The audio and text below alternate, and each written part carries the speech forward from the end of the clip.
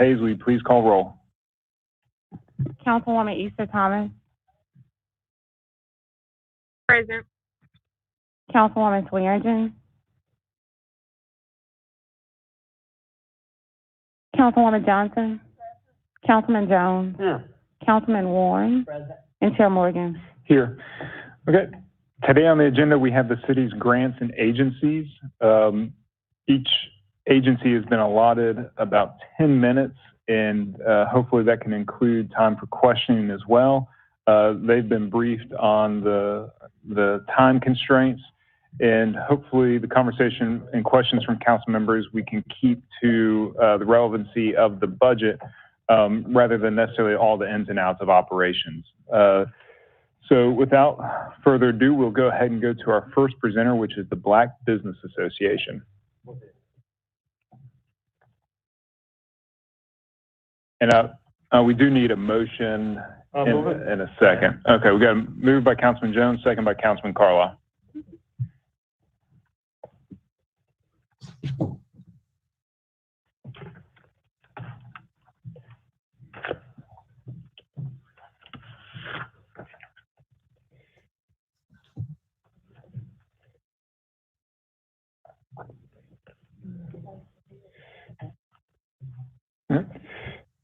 Who's going to be representing the Black Business Association today? Mr. Strickland? Right. Yes, All I'm right. here. The floor is yours to present. All right, thank you. Good afternoon, councilmen. Thank you, Chairman Morgan, for the opportunity to come before you and share the exciting work that's taking place at the Black Business Association. I'm Ernest Strickland, President and CEO. I'll go through a brief slide deck and share some of the things that we've done historically. I'll also share with you some exciting initiatives that we're putting forward for future opportunities, and we'll leave time at the end for questions. On slide 2, you'll see that the Black Business Association is a 47-year-old organization. We're 501c3. We've had the luxury of receiving funding from you all in the past. In fact, we were in City Council's budget last year. We appreciate that. We're located 480 Dr. Martin Luther King Drive in District 6, as well as Super District 8, but we serve the entire Memphis and Shelby County community. On slide 3, you'll see our mission. We're in business to improve the economic well-being of Memphis by developing successful entrepreneurs through education, advocacy, and business development. Memphis has done a great job of moving the needle, but we have lots of work to do.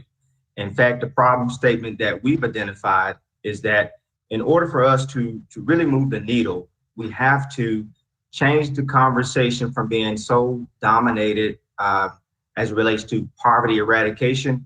And we have to add, how do we create wealth in the Black community to the equation in order for us to really move the needle. The Commercial Appeal did a story recently where they shared that 53 years ago when Dr. King was assassinated, Memphis has made some progress, but there's a lot of work to be done.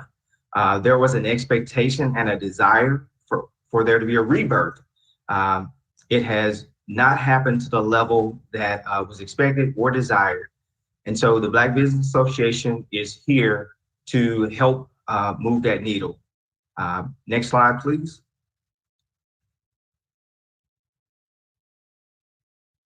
We're in business to serve the 39,000 Black businesses that are here, but also the 26,000 women-owned and minority-owned firms.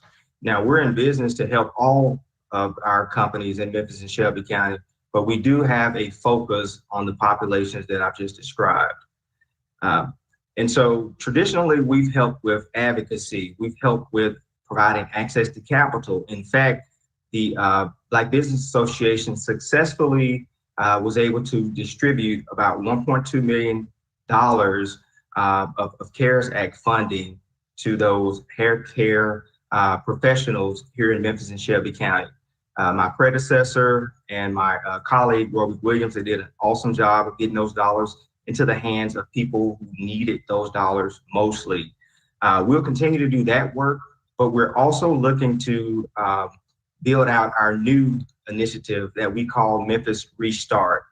It's a multifaceted initiative aimed really at 3 areas that I describe in 2 words: talent acquisitions and talent acquisitions. And I'll share a little bit more about Memphis Restart before I conclude the presentation. Next slide. The amount of funding that we're is $300,000, and you'll see on the last page that amount is really about 40% of our overall budget. We have an aggressive growth plan that we're putting in place, and you'll see some of the particulars of that during the following slides as well. Next. So as I mentioned, we have currently there's only 2 staff members at the BBA. In order for us to deliver on talent acquisition, we're going to have to grow our capacity in order to build out the strong program and value proposition that companies want to see in order for them to invest in the BBA. We're using these dollars really to help operational support. We have the pleasure and privilege of being located inside of the Universal Life Building. We're a part of the Entrepreneur Network Center with Director Massey and other organizations such as Small Business Association, Tennessee Small Business Development Center, and a host of other entities that are here to help small businesses grow and be successful. And so the city's dollars will definitely help us towards the overall $700,000 budget that we have in place. Again, a lot of the work will be to grow our capacity. Memphis Restart, as I said, is our going forth effort to build and create wealth. Just to touch on that briefly, talent is one of the pillars of that particular initiative. We know that companies are products and services, but at the heart, they're people. And so we're building out what we call next level leadership training to help those new managers, mid-managers take their careers and businesses to the next level. Acquisitions, we've created a program called Succession Solutions, where we're targeting baby boomer owned companies. Currently, 95% of manufacturing in Memphis and Shelby County is done by companies owned by baby boomers. If those companies do not have succession plans in place, as a community, we're at risk of them going out of business and having job loss. The tax base will be lost, as well as those investments. And so Succession Solutions, we target baby boomer owned companies. We have conversations with their owners, and we match them with Black entrepreneurs and business owners who can purchase those companies, creating an exit strategy for the owner, as well as creating an opportunity for us to narrow the wealth gap by getting wealth creating assets in the hands of minority Black business owners and entrepreneurs. And so I've had the luxury of speaking with Councilman Robinson about the program. I look forward to subsequent conversations with each council member to share more about Memphis Restart and how you all can help be that critical partner that we need to make sure it is a success. So that is essentially our presentation. I want to be respectful of everyone's time and subsequent presenters. Are there any questions for me? Thank you very much, Mr. Strickland. And just a reminder to council members, so we will be taking a vote on this similar to MATA. This is a grant or an agency that we fund, and we give them a certain amount of dollars, but it's not the entirety of their budget. Any questions or comments from council members? Councilman Jones? Okay. We're going to approve the allocation of $300,000. Correct. Well, that's the motion on the floor, at least. I didn't know if we would put all again, or if we just do each group. No, we'll do it by voice vote. Councilman Jones? Yeah, thank you for the presentation, Mr. Strickland. I would love to sit down with, and I know we've been scheduled to do so, to learn a little bit more about Success Solutions. I think that this is quite an innovative approach for the BBA to take. You know, I've been, you know, I've seen some business owners and didn't really think about it. I know there are a couple of, when I think about the trades, for instance, the plumbers, the electricians, I remember seeing a story probably about 15 years ago saying that the average age then was in the early 50s. And I can only imagine that we don't have the backfill of people going into those industries to do so. So I'd like to catch up with you about that. Thank you. Thank you, Mr. Chairman. Thank you.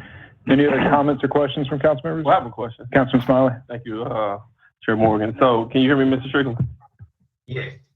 Okay, cool. So, and I would like to, you know, get you on my calendar as well, because, you know, I understand the BBA has been around for a long time, but as to how specifically you all help promote Black businesses, I would love to learn more about and see what we can do to help you all. So generally, I'm just trying to get you on the schedule, and I can, in the meantime, I guess receive some type of detailed information in terms of, you know, plans to, you know, expand BBA and also, you know, help the struggling businesses, Black businesses in the city, those who are seeking to scale up. But I appreciate your work, and thank you for taking on such a strong position in the community and helping those businesses who are seeking to scale up. Thank you. And I'll send you a one-pager, and I'll get on your calendar. And don't just send it to me. I know Councilwoman Johnson wants one as well, so I'm assuming you probably want to send it one pager to all the members of the council, because I'm saying it and I see Councilwoman Johnson shaking her head, and Councilman Carlisle, and Councilman Morgan. So send it to all of us. We appreciate it, and keep doing good work. I know you only been in the position for like all of one day. Oh, yeah. So congratulations from this body. Right. Thank you so much. All right. See no other comments or questions from council members. All those in favor of allocating $300,000 to the Black Business Association signify by saying aye. Aye. Aye. All those opposed? Opinion chair, the ayes have it. Thank you very much, Mr. Strickland. Next presentation we have is the Convention Center. I believe that is being presented by Mr. Dennis. Do I have a motion and a second on this? Second. It's been moved by Councilman Carlisle, second by Councilman Jones. Mr. Dennis, the floor is yours to present. Thank you, Mr. Chairman and council members. It's a pleasure to be with you today virtually. Welcome to the newly renovated Renaissance Convention Center. Dean Dennis, the general manager here, along with Chuck Jabor, our director of finance. We greatly appreciate your time today and this opportunity to thank you for your longtime support of the convention center, formerly Cook Convention Center, over the years, which has hosted thousands of events in the Memphis community. I can go to the next slide. We're, of course, Memphis Management Group. We are a 501c6 organization that has oversight of the facility, reporting to a board of commissioners appointed to our board. We previously received the 2.425 060, which was this last year. This fiscal year budget that we're presenting today is our first operating year really since 2018. 19 and 20, of course, we're out with the renovations. Next slide, please. Most of you, of course, are familiar with the program objectives of the Convention Center and the Cannon Center for the Performing Arts that you all have supported. Our job is to bring a variety of events and visitors to the community, impacting the economy here, and you'll see that in a number coming in a few moments. Our mission is to provide a great service, a great opportunity, and with this new building, obviously allows us the opportunity to do that. Next slide. Again, this is our first non-construction operating year since 2018. Our business model focuses on the goals of generating events, establishing new vendor relationships focused on increasing minority vendors that provide goods and services to the center, which we have continually made an effort to do, increasing attendance and spending with the impact for the city's investment, estimated to return $47 million in 2022, with almost half of that being Kojic Church of God in Christ's return to Memphis in November of this year, which we were excited to be hosting again. And of course, our job is to manage costs and control expenses and provide the best P&L that we can for the city's investment. Next slide. So we're requesting the similar amount to last year in this 2.425. Your contribution covers 39% of our operating budget. This enables the center to fulfill its goals and objectives. As we come out of this $200 million renovation, we have some unknown factors in these indirect expenses. Obviously, utilities may change somewhat given that we have higher volume space. We have new space on the west side that we didn't have before, additional escalators and some other items that might be a little higher that we tried to look into our crystal ball and try to determine where the utilities might be. Obviously, we've got 360,000 square feet of carpet that has to be maintained. We've got lots of windows. And so cleaning is going to be a priority for us to make sure that we always look the best we can look. Property insurance, of course, will be a little higher given that we have a new value established with the facility. And of course, we have some new building technologies that require some additional software agreements that have maintenance to them that have added to our overall funding and our overall expense operation. Next slide. The other 61% of our operating budget revenue comes through revenue that we create here. This year, we are looking at almost $2.8 million in rental revenue, plus our other income gives us more than we've ever had in this facility, in the history of the facility. We're projecting 238 event days at the center and 84 event days at the Cannons. Well, 154 at the Renaissance, 84 at the Cannon. Certainly, this first half of the year, we're still somewhat in the languishing segment of the pandemic and how that will reduce some attendees and perhaps reduce our ancillary revenue streams. Had good news today. We have a convention in July that their numbers are actually up a little higher than they thought they would be for a convention in July of almost 2,500 people. So we're really excited about the opportunity to host them, and it looks like their numbers are coming up a little bit. But we did anticipate, would you agree, Chuck? We anticipated a little bit less in our streams of revenue given the pandemic. Next slide. So this is, hopefully everybody can see this okay. This gives you the idea that we're at 3.7 million in revenue, which again is the highest we've ever been able to have here in the center. Budgeted revenue, yes, thank you. And then our indirect expenses, of course, are the 2.4, leaving us a deficit of 2.4, and with a total budget of the 2,425,000. I think that was it. Chuck, anything to add? I think that is all, Mr. Chairman, and ready for any questions. All right, thank you very much. We have Councilman Carlisle on the queue. Dean, you guys need to talk to your utility provider. They're taking you to the woodshed on it. I'm going to support this, but at the risk of maybe getting us down the rabbit hole today, and we can potentially put a pin in it, but I see our chief financial officer over there, and I want to stress her out at all. But when we talk about grants, they are not considered ongoing expenses in the way that, pay raises and things like that are. I guess instead of getting into the merits of it today, as we start to look at the ARP funds and we start to see how we are bound and not bound, it would seem to me that this might be an opportunity, if we don't have other areas that we could take out of our budget, and even if we funded it through the TVZ or the hotel motel tax, or even out of the operating budget, it would seem to me that this would fit in some of the guidance that I've read. However, we haven't had a chance to talk, and I'm not a tax attorney. So I would hope that if there is an opportunity for revenue replacements in one of those funds or the general fund, but we're bound by some of the expenses, that this would seem like a perfect pop.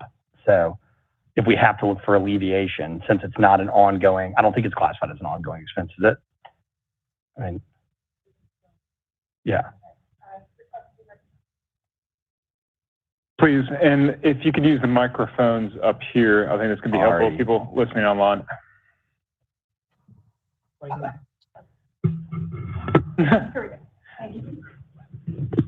Thank you. Good afternoon, Council Member Shirley Ford, Chief Financial Officer. How are you? So the amounts that are included here today for your consideration, especially for the Renaissance Convention Center, are very similar to the amounts that are have been considered for MATA and for other some of our other component units as well. And that's kind of, you say not reoccurring, but those have been standard expenditures through our grants for quite some time. Agreed. And again, we can talk later. I guess it's more of a matter of appetite of what we are and aren't willing to do. But there's no contractual obligation to finance them, and there's no, unlike salaries where we are bound. Bound is probably a strong word. Our MOUs prohibit us in some of those areas, but and we talked about this during CARES last year. But there's no contractual obligation. They're not ongoing. They're at the will of the body and the mayor. But anyway, I know that we're going to get an update here soon, and I know the rules continue to come out. But this would seem like if we have to alleviate some pressure on the general fund, one of those areas that would fit right into tourism affected by COVID. So, again, I didn't mean to get us off, but I just had to bring up the point on the record. And I would agree that there are certain aspects of their operations that unquestionably could be considered impacted by COVID-19 pandemic. And as we all experienced last year with the CARES Act money that originally, we kind of took that grant money out of our budget and with the intent of using CARES Act money for it. And as the guidelines continued to come down, it became so stringent that it appeared that many, especially the community initiative grants that this council has spent days listening to and hearing, would not qualify or be eligible under that, or that and I think Councilman Jones used a term for it, bureaucratic red tape last year, that it made it very difficult for those to come under compliance. And so what I would caution is that as we move into this budget year, that we not leave these organizations in limbo as to you may or may not be granted, because obviously this is a huge impact to our component unit, just as it would be to MATA. I completely agree. And my intent today is to vote yes. And then we've got a few weeks. It may not be a few weeks, maybe a few months, but my hope is that at least there's enough of an area. I know generally where I'm at on some of these areas of interpretation, but obviously I'm not the mayor and I'm not the 12 other people up here, but I hear you. With that, I yield, Chair. All right. Thank you very much. Councilman Warren? I guess I was thinking in tandem with that, it seems like the first presenter who's dealing with businesses that may have had a difficult time during the pandemic may also be there. So, I mean, I would be really interested to know if this is a one-time thing that we do not necessarily have to do and it's not a recurring expense, will it qualify?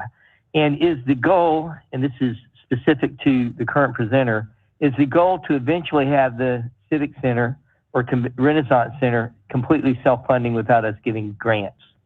I mean, is the goal that we're going to be putting grants into this indefinitely, or do they have a business plan to where they're going to be self-sufficient?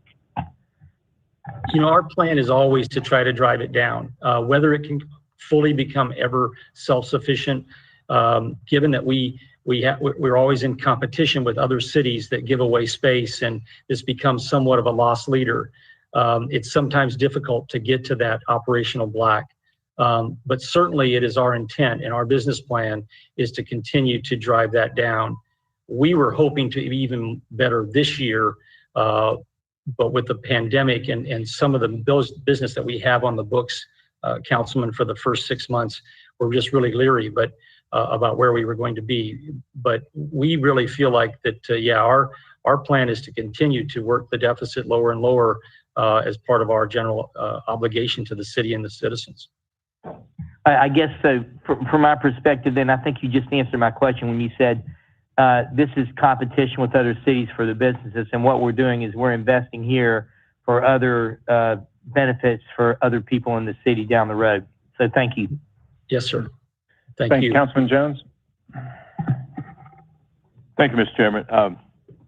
Ms. Carlisle, I sort of like your line of thinking as it relates to this, and still going back to the first FAQs that came out related to art. I don't know if we can necessarily supplant, and I don't think that we should supplant the amount of in creating the, or having this ongoing funding for the convention center, but it has been directly affected. Well, I guess the timing of it too was that it was under construction, but we still can say that there has been a negative economic impact, you know, how we measure it. But I asked Ms. Ford for this information. I think they'll be bringing back to us what some of the city-owned assets, and I think that there was an 8.1 or 8.191 expected expenditure of ARP funds. And like last time, I would assume that the convention center is part of it. But as far as, you know, it being a loss leader, it may or may not ever be self-sufficient, but conventions are such a large driver of our hotel and motel and TDZ. So it's just, to me, it's just a necessary expense that we have to pay. Yeah, it would be great if none of us had to pay any of our utility bills, but it's just an ongoing, or car notes, whatever the case may be. It's just an ongoing expense that we have to drive other things. But Mr. Dennis, I have a question regarding and this is just page 6, where you talk about, nope, wasn't page 6, page 4. Focus on increasing minority vendors by 50%. Is that 2% going to 3? That's a 50% increase. 12% going to 18. That's also a 50% increase. So I just need some greater context of that 50%, where we are and where we're looking to get to. Yeah. Why don't you answer that, Chuck? Well, you manage that report. Yes, Council Jones. We also are going to, not only do we want to have more Black businesses involved in our organization too. So increasing the number of minority-owned businesses and the dollar amount too. Right now we're at what, 28%? Our goal is 25% participation, which we typically get to overall. Of course, with the pandemic, it's been difficult because we weren't really purchasing items. Okay. But the goal is, instead of having, let's say, 7 minority firms, to get to the 14 and 15 number.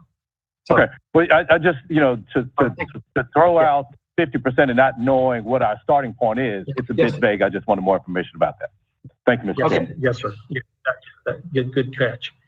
I would tell you also that we did bring our public safety department in-house, and in that we're hiring 7 new people, and 6 of those are minorities. So we feel good about the fact that we're also providing full-time jobs as it relates to our budget as well.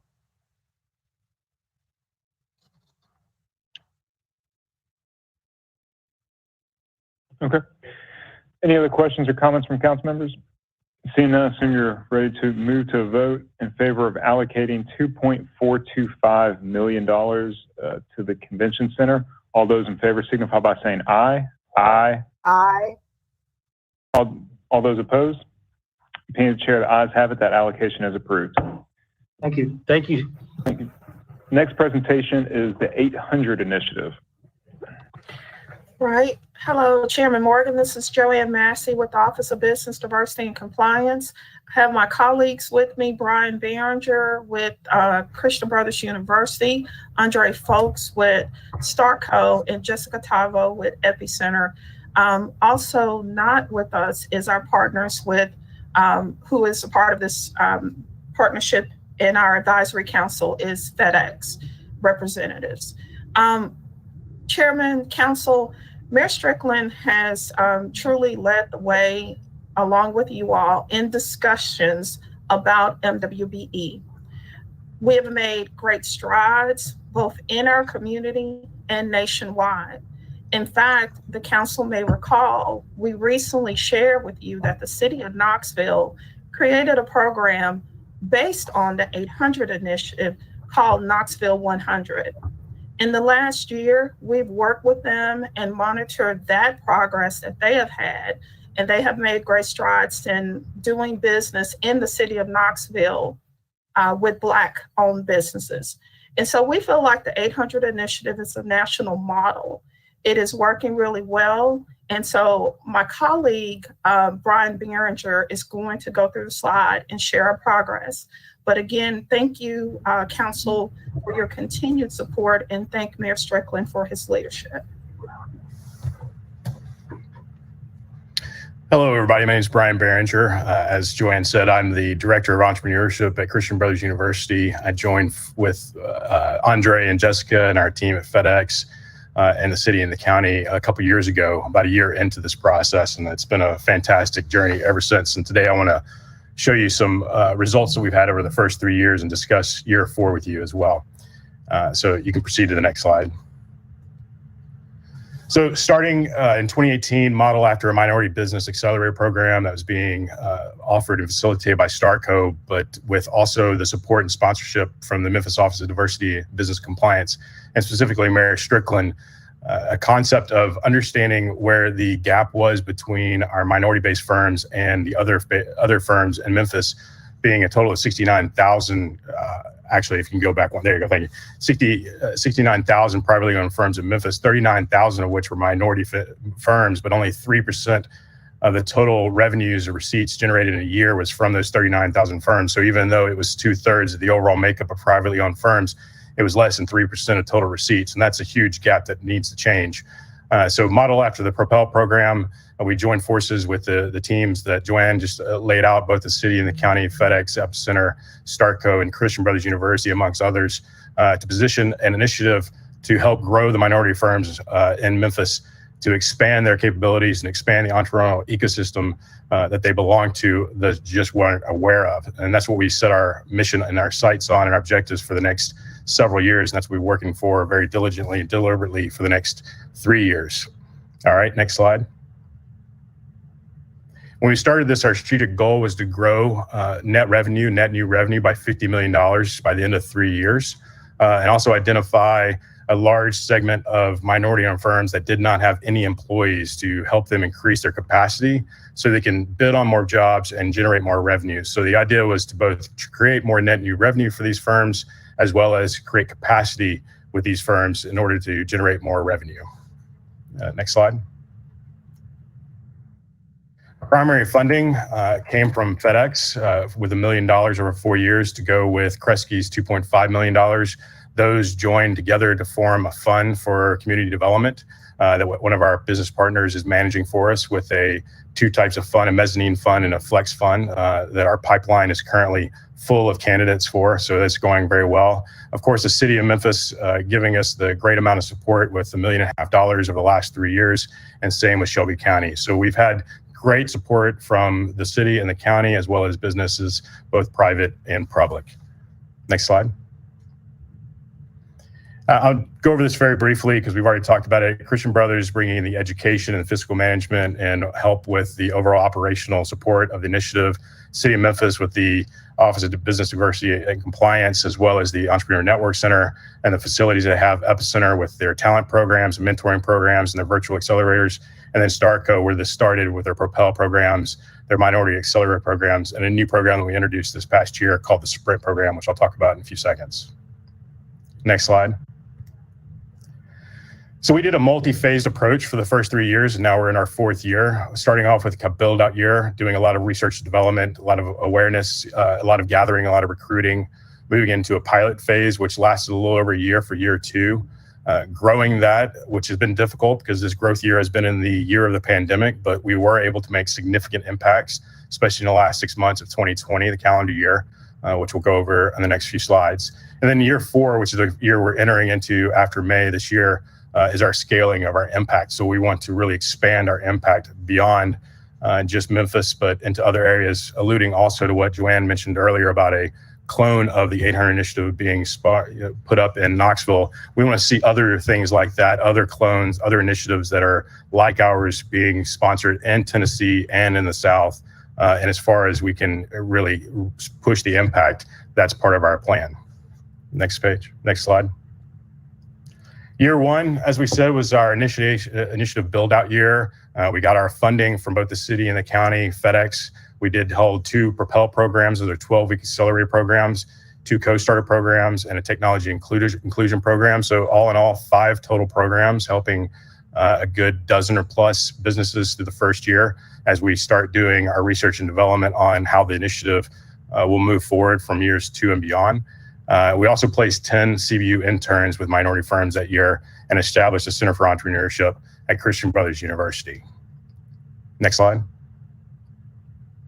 Year 2, continue with our funding, another 5 programs offered during that year, the expansion of our Entrepreneur in Residence program, our talent program that Epicenter runs, where we have executives and entrepreneurs in residence and other mentors and subject matter experts that we assign to various different firms to help them move the ball down the field. Implemented our onboarding and data tracking platform, placed another 10 CBU interns, and myself, I joined in June of 2019 as the director of the CBU Center for Entrepreneurship and feel very blessed to be a part of this initiative. Next slide. Year 3, continuing on, except this was the big asterisk year of the COVID. We had made significant inruns in net new revenue leading up to this year, including almost a couple hundred new jobs formed. But of course, much of that evaporated, especially on the job space in year 3. But I will say that with our efforts with our minority firms, predominantly Black-owned firms, we were able to help a majority of them stay in business and continue to employ their staff as much as they possibly could given their capacity. We created new education programs. We placed 18 more CBU interns, and we gave $200,000 in cash out to 38 different participating firms through micro grants and stipends to be along part of our programs. We also launched a new program called a Sprint program, which is a 6-week version of a 12-week program, and it's supposed to focus specifically on a variety of areas in a business that they need to scale. And we've really had a lot of great impact measured from those Sprint programs, and we're going to continue those into year 4 as well. Next slide. So in the year 3 results, 52 minority firms are now getting dedicated support. They're in our portfolio. We've touched over 21 minority firms, impacted over 3 years with events, toolkits, support materials, and a variety of other supportive resources. 500 minority firms received programming over 3 years, 38 interns have been placed. With COVID, we do believe that we have able to add $19 million through the net new revenue based on our data that we've gathered from our different teams. Obviously, it's been hard to track over the year, and there has been revenue lost and opportunity lost, but we're still at the $19 million range with 171 jobs created pre-COVID. Now, we don't have the data to see how many of those are still there, but we're starting to get that information as people are coming back and being employed by those businesses that we helped, we believe, survive through this pandemic. And we also know that 60% of participating firms are seeking capital related to growth in 2021, which is a great statistic to have through all our programs and mentorships. They're all looking at ways to scale coming out of this pandemic. So that's great. Next slide. Okay, so year 4, we're landing funding. We'll talk about that in the next slide as far as our budget goes. Grow the 800 initiative to 100 actively participating firms in the next 12 months. Perform 6 800 initiative sprint programs. Those are the programs we just discussed. Increase our capital funding opportunities. Leverage more of our partner programs. We're going to start applying for more grant money. Increase our operational capacity by bringing on more new resources to the team, and further the effort to have the initiative be fully self-sustainable within 5 years of launch. And we're in great shape to do that. Next slide. All right, our budget this year total is about $1.359 million, of which we're asking for $500,000 in this budget request, and that makes up about 38% of our total budget. The rest of the remaining money is coming off of what we have in the budget identified for this year 4 and seeking other funding opportunities in year 4 as well to round out our total budget for the year at 1.35. And today we're asking for $500,000 spread over across many of our platforms, mostly in our program areas. as well as business assistance in our internship programs, a little bit for marketing and recruiting, because we do want to recruit another 50 or so firms into the active portfolio, and then just some general management and overhead as well, bringing the total of our request today to $500,000. At this point, I'd like to hand it over to any questions you might have. But before I do, I really want to echo again, Joanne, what you said at the beginning, and appreciation for the continued support that Mayor Strickland has had for us, Joint Director Massey has had for us, the City Council has had for us. We have definitely made an impact based on our statistics and data with minority firms in Memphis, and we plan to continue to do so. We'd like to thank you once again for your consideration. All right, thank you very much. Can we first get a motion and a second on this item? Okay, it has been moved by Councilman Warren, seconded by Councilman Carlisle. Thank you all so much for the presentation. I just sent a note to my assistant to make sure that I can try to set up some time to meet with you all. Once this budget process is done, I'd love to get a deeper dive into the info and what y'all have been doing. For now, we'll go to Councilman Jones in the queue. Thank you, Mr. Chairman, and thanks everyone for the presentation. I'm looking at page 10, 60% participating firms seeking capital related to growth in 2021. And I guess the first part of my question may be directed towards Ms. Massey.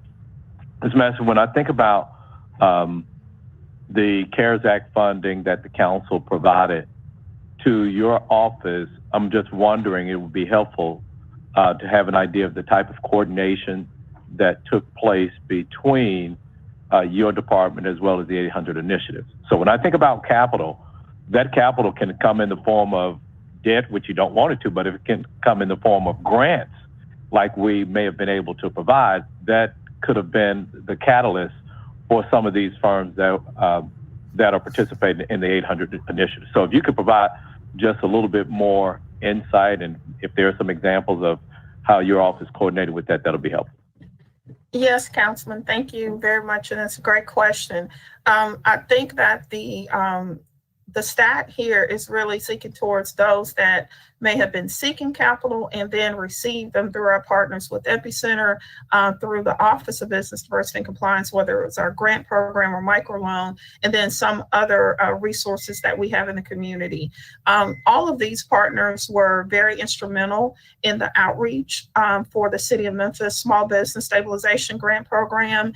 They all had referrals, and we worked really closely together. The great thing about this public-private partnership, and what truly the council and the mayor has exemplified, is collaboration is the key to success. And so a lot of these partners that we have and a lot of the businesses that we do serve, they benefit from us being able to collaborate and continuously communicating with each other about the available resources and opportunities. And so we work together, like with the Black Business Association. You heard Ernest say they're housed in our Entrepreneurs Network Center. So day in and day out, we're working together to serve the clients that we have. Okay, and so would it be factual for me to say that if I pick any of these numbers here, the 52 minority firms received dedicated support, or 2,100 minority firms impacted through this, there would be some overlap between those that were recipients of the grants that came before the council with those firms that are listed on here, or that may be a part of this 800 initiative. I would use the word they benefited from the toolkit versus overlap, because what we do, and I'm not the finance person here or the banker. We have Anthony Young, who works with the Epicenter, and he acts as our capitalist specialist. And I call Anthony and forward emails to him on a regular basis. But I would say that these resources through the 800 initiative and, of course, the Small Business Stabilization Grant Program funds served as a toolkit and resource to support businesses. So, for example, and Brian can tell you exactly how much their grants were, but the business owner may have received a grant through the 800, but if I recall, our program was one of the largest grantors right under the SBA. And so when you looked at the cost, for example, in making up, payroll losses or in addressing revenue loss needs, then our fund was really instrumental in helping businesses keep, going along there.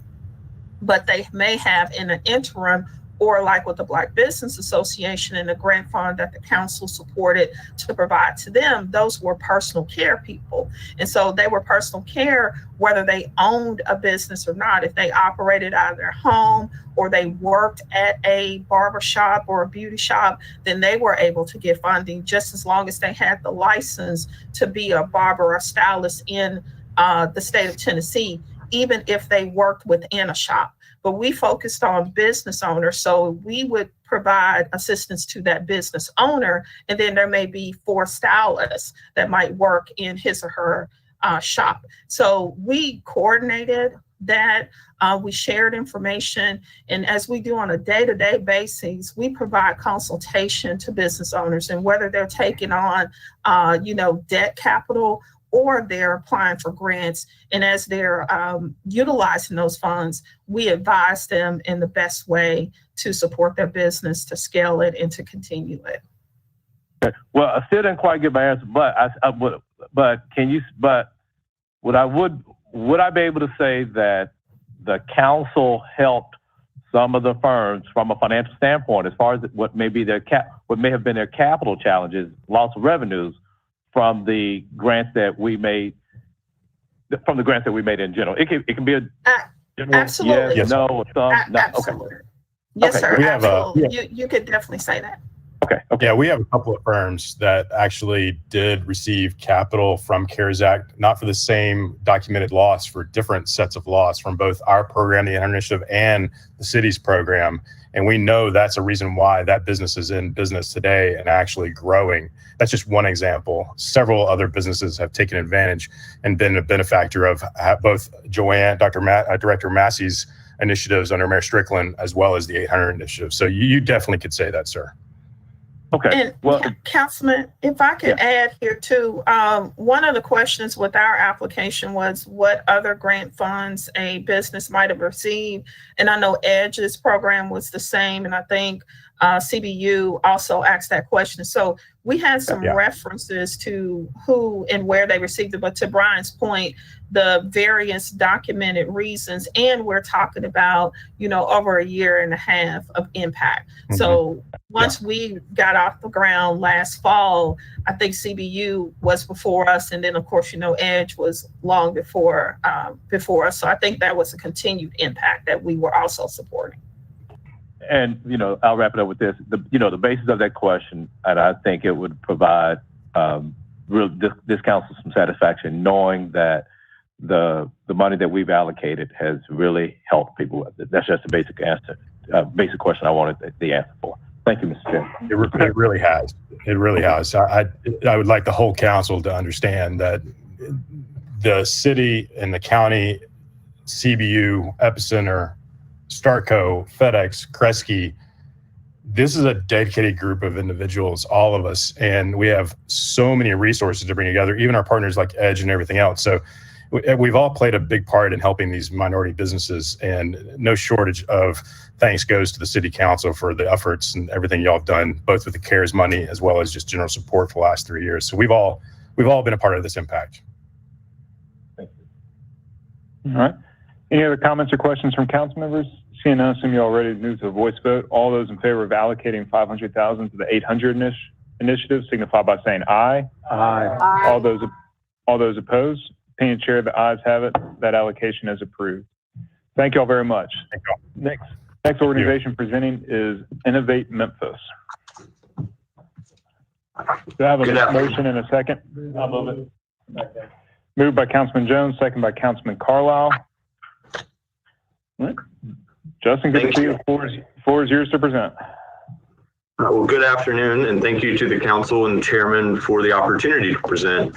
I'm Justin Ensminger, the executive director of Innovate Memphis. Next slide, please. Innovate Memphis is a 501c3, and we've been working in Memphis for 9.5 years. We have a 990 on file with the city and have the great fortune of having previously been funded.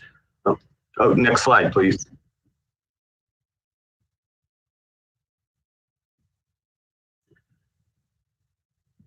I'll continue. So there we go. Oh, can we go back one, please? Over the past 5 years, we have been funded between $300,000 and $400,000, with last year representing a one-time reduction. In this year's budget, you'll see that our request has moved back up into the previous range. Next slide. So our work is to develop new initiatives, build partnerships, and incubate new programs related to service delivery for the city. In this coming year, we've got 4 areas of work. One is an ongoing program, which is about providing affordable transportation options for elderly residents and people living with disabilities. Another is sunsetting a program. It's a program we're wrapping up with partnership with U.S. Digital Response and Code Crew to provide a common application for residents to apply for programs like weatherization and lead mitigation. And then lastly, we have 2 new programs this year, both having to do with neighborhood condition. One is to support the launch and sustainability of the Blight Authority of Memphis, and the other is to look at illegal dumping interventions and opportunities to improve neighborhoods. Next slide, please. So just to go a little deeper into those programs, the ongoing program is called 901 Ride Choice. You probably remember hearing about this in past meetings. What that does is offer these ride options to elderly residents and people living with disabilities. And what we seek to do with this year's funding is to sustain that program and then add subsidized rides for wellness trips. In both our program and from hearing from partners like the Aging Commission, we know that the ability to pay is the biggest barrier to people pursuing anything related to wellness. So standard doctor visits, pharmacy visits, access to healthy food, all those things are heavily impacted by transportation and the ability to pay for it. We're also adding a funded program funded by LISC for rides to vaccination sites, and that program will be no additional cost to the city, but it will use that platform. As I mentioned, the second piece we're wrapping up is the partnership with Code Crew and U.S. Digital Response, and it's to build a common application so that somebody doesn't have to self-diagnose what particular program they may be a best fit for, but instead the technology helps guide them through a question set and then makes the right referral. Diving a little deeper on our 2 new programs, we plan to support the launch of the Blight Authority with data system setup, some tech development, some process building, and additional research with the goal of having those efforts self-sustaining for the executive director after our 1 year of engagement. And then we are also working on research and new strategies to combat illegal dumping and bulk waste issues that have been prevalent in the city, particularly in recent months.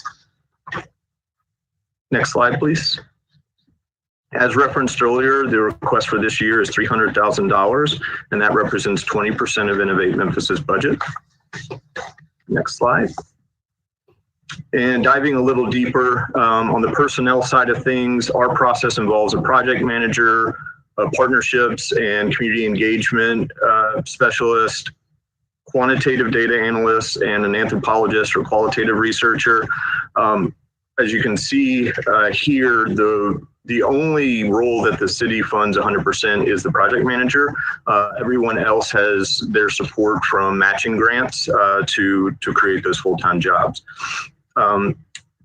Moving down into the program section, the ride subsidy, the top line there, the additional support, the additional $40,000 has been confirmed. Just found out 2 days ago, and so those dollars are there and can help expand that subsidy program. We also have applied to FedEx Cares, and we'll learn next month whether they will also be supporting 901 Ride Choice, but things so far sound promising. Moving down to technology development, that's primarily for Blight Authority of Memphis, though there are probably going to be a handful of hours with Code Crew to wrap up that common application program. In branding and marketing, Primarily, that's promoting the subsidy programs for 911 ride choice and getting the word out about these rides to wellness that would be subsidized. However, if we land on some interventions for bulk waste or illegal dumping that require community outreach or publicity, those dollars will go to that as well. With that, I will close my comments and am open to any questions you may have. Okay, thank you very much. We have several council members in the queue. First up, Councilman Smiley. Thank you. Thank you, Justin. Thank you, Mr. Chair. Quick question for you. I saw in the presentation you mentioned something about reduce blight, vacancy, illegal dumping to improve the neighborhood. But then you said you're going to look into it. Sounds like a study. Would that be accurate?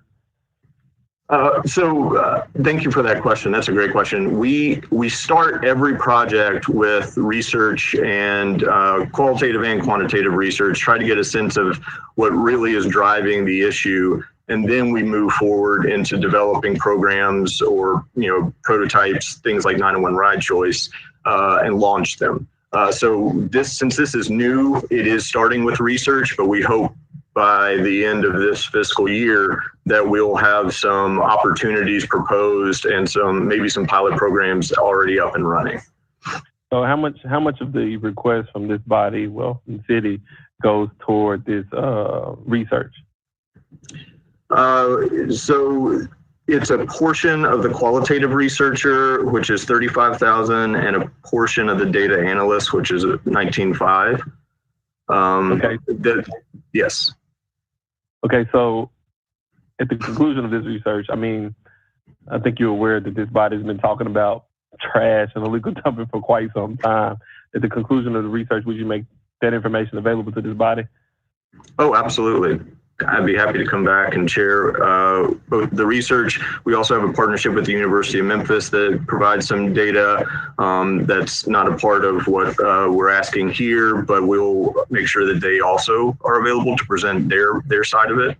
But happy to do that. Yes, sir. Okay. And then my last question, how soon do you anticipate the research beginning?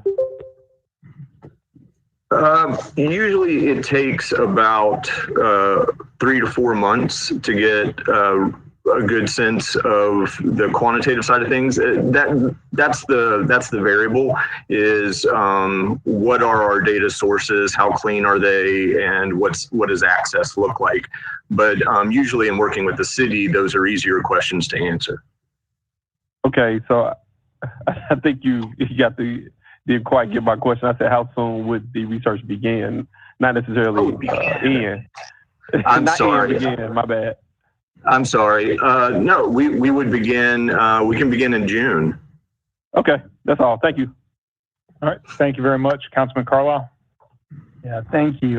My questions were along Councilman Smiley. Innovate Memphis is possibly my favorite thing like happens in the city. I think Commander McGowan at the time was this your first assignment here? Was all of the questions a lot of the questions that we typically ask at the council, this is the group that's working on it. And so to Councilman Smiley's point, I think it would behoove us to have them come once a quarter and kind of update us on what they're working on, because that's kind of the fascinating stuff. They're like our DARPA, they're doing all the KPIs in order to figure out the direction that we need to go on a lot of these initiatives. So anyway, Justin, I appreciate all the work that you guys do. Again, I think it's fascinating. And I'm not sure, I'm sure there's a best practice out there, but I think it's one of the things that makes Memphis as a government entity better against our peer cities. So anyway, I appreciate you guys. I yield back. All right, thank you. Councilman Jones. Thank you. Thank you. This may be a question for Ms. Ford, but I'm looking at the forecast spend of this year for Innovate Memphis being $100,000 from an adopted budget for the fiscal year of $330,500. So I'm trying to get some reconciliation of the delta between the two.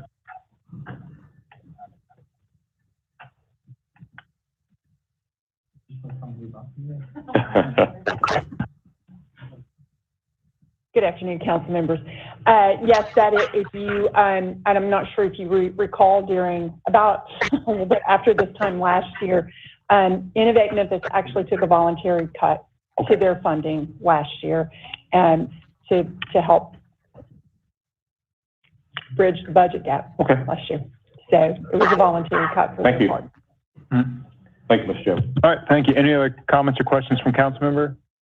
Seeing none, I assume you already moved to a voice vote. All those in favor of allocating $300,000 to Innovate Memphis signify by saying aye. Aye. All those opposed?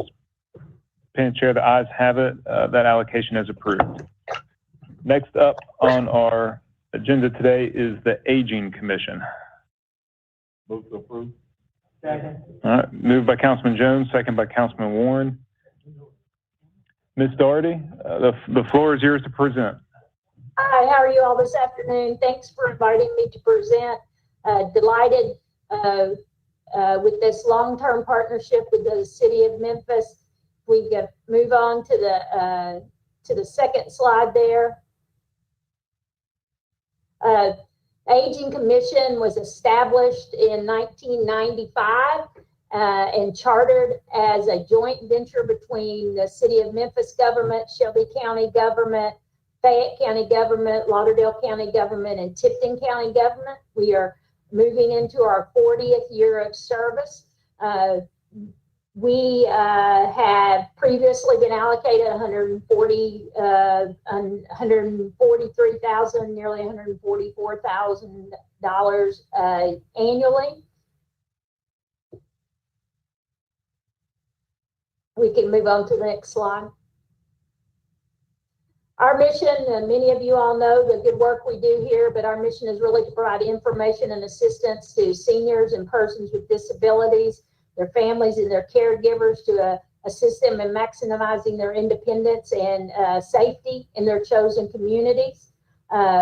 We take the local funds that you all provide to us and other government entities, and we use that as match funding to bring a significant amount of federal dollars into this community. The funding you all provide to us is very important because it turns into millions of dollars. And we use that millions of dollars to work with other organizations who are very vital to this community, MIFA, Innovate Memphis, just a few of those. We are a bargain. The $143,000 or $144,000 you send to us each year turns into about 428,000 units of service to approximately a little over 6,000 Memphians. You could go to the next slide. Our request, you see there, it will be about 1.2% of our budget. And if you move on to the next slide, you can see our plan for 2020 and its budget.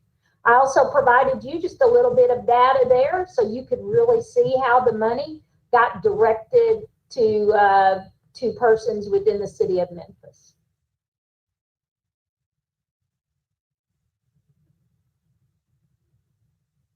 Did anyone have any questions this afternoon? All right. Any comments or questions from council members? All right, seeing none, I assume you're ready to move to a voice vote. All those in favor of allocating $144,000 to the Age Commission signify by saying aye. Aye. All those opposed? Opinion chairs, that allocation is approved. Thank you very much. Next up is Blight Authority of Memphis. Second. Moved by Councilman Carlisle, second by Councilman Jones. Right. Good afternoon, Council, Administration, and guests. I am Leslie Smith. I'm the Executive Director for the Blight Authority in Memphis. Today I have with me Allie Raines, who is our General Counsel for BAM, and Austin Harrison, who is a Research Fellow with Innovate Memphis. Today, I wanted to talk to you about the growing blight problem in Memphis and how with your support, we will be able to serve as a part of the solution for eliminating blight in Memphis. The mission of Blight Authority in Memphis is to eliminate blight by transforming those properties back into economic opportunities. We've been around for 5 or 6 years. We are a nonprofit, but we are also a quasi-governmental agency. There has been historically a lot of blight issues that have been going on in the Memphis area. I have had the opportunity to listen in on some of the several council meetings that's been had to date, and I can tell that vacancy and abandonment of properties has been a very pressing issue that you guys have been working through and trying to figure out what can be done about these properties. And one of the things that I will be able to say is there is, based on the data from the Memphis City Treasurer from 2020, around 32,000 parcels that are eligible for tax sale properties. And there is a level of correlation between vacancy and abandonment with tax delinquent properties. And of that, 12,000 of those properties are actually chronically delinquent, which means they haven't been receiving, you haven't been receiving payment on those taxes for at least 5 or more years. And with that being said, those 32 parcels that are currently eligible for tax sale, that amounts to nearly $58 million in lost taxes that you guys cannot collect on. And one of the things that I wanted to bring into perspective is back in 2015, you guys realized that that was an issue that you wanted to do something about, which is why you guys created the Blight Authority of Memphis. The Blight Authority of Memphis, we are a local land bank created underneath the Local Land Bank Act. The state act gives local land banks like BAM and other land banks across the country the ability to give municipalities the powers to be creative in getting these properties back into the tax roll. Historically, we've been looking at these properties as a way to reactively address these properties. With the land bank in place, municipalities has the ability to allow the local land bank, Blight Authority of Memphis, with the resources to be able to work with government agencies like the Shelby County Land Bank, like with the tax sales, like with the City of Memphis Real Estate Office, and put these properties back into the tax roll, working to make sure these properties have clean and insurable titles, to make sure that we're able to work with community and neighborhood leaders, as well as developers. We're not just taking these properties and just selling them to the highest bidder. We're actually going to be working to put these properties back into the tax roll that is in alignment with the Memphis 3.0 comprehensive plan and their policy initiatives, as well as making sure that these properties are going to be put into use in a way that aligns with community visions and goals. In last year, Memphis City Council was very gracious in granting us $75,000. And what we've been able to do with that is get our acquisition and dispositions policies in place. We've been able to pilot our land deposit program, which allows us to work with a lot of nonprofit and developers to build land assemblies, which is, by the way, a redevelopment incentive to put properties back onto the tax roll, which is also one of the policy recommendations that was mentioned by Memphis 3.0.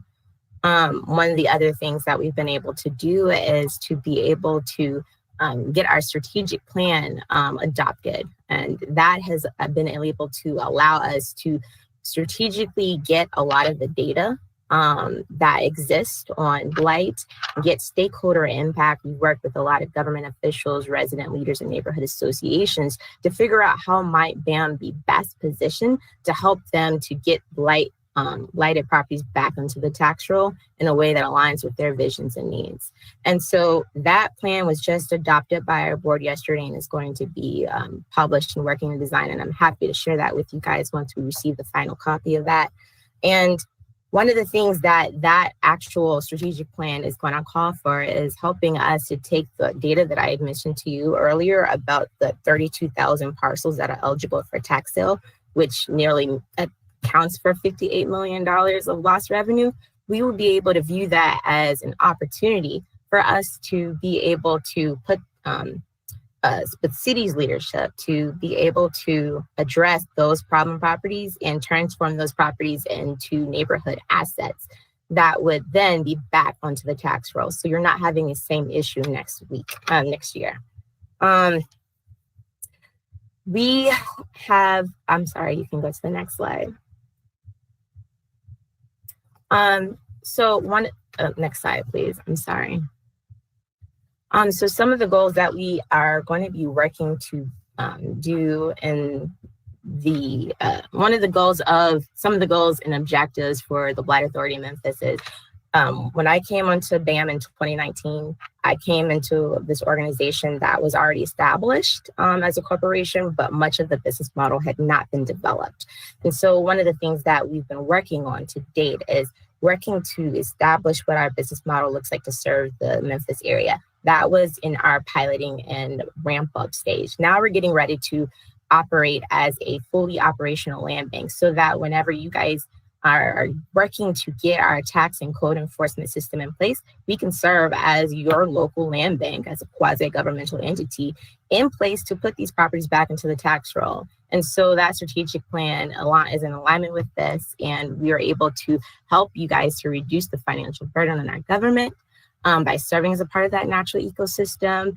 And we are able to, we want to work to increase our capacity so that we can actually carry out that charge. Right now, I'm the only employee for the city of Memphis, though our charge is for the entire city. And I can't do this work alone. And you can go to the next slide. With the support of the community, with the support of government agencies like the city of Memphis, we are going to be able to fully leverage the collective support of our partners to actually help us to address these goals that you see listed here on our offerings. Next slide. So the amount of funds that we are requesting for are $400,000, and this is an increase in our initial ask, but we are no longer operating as a conceptual organization. We've done all of the groundwork that we needed to do in order to get us ready to become a fully operational land bank.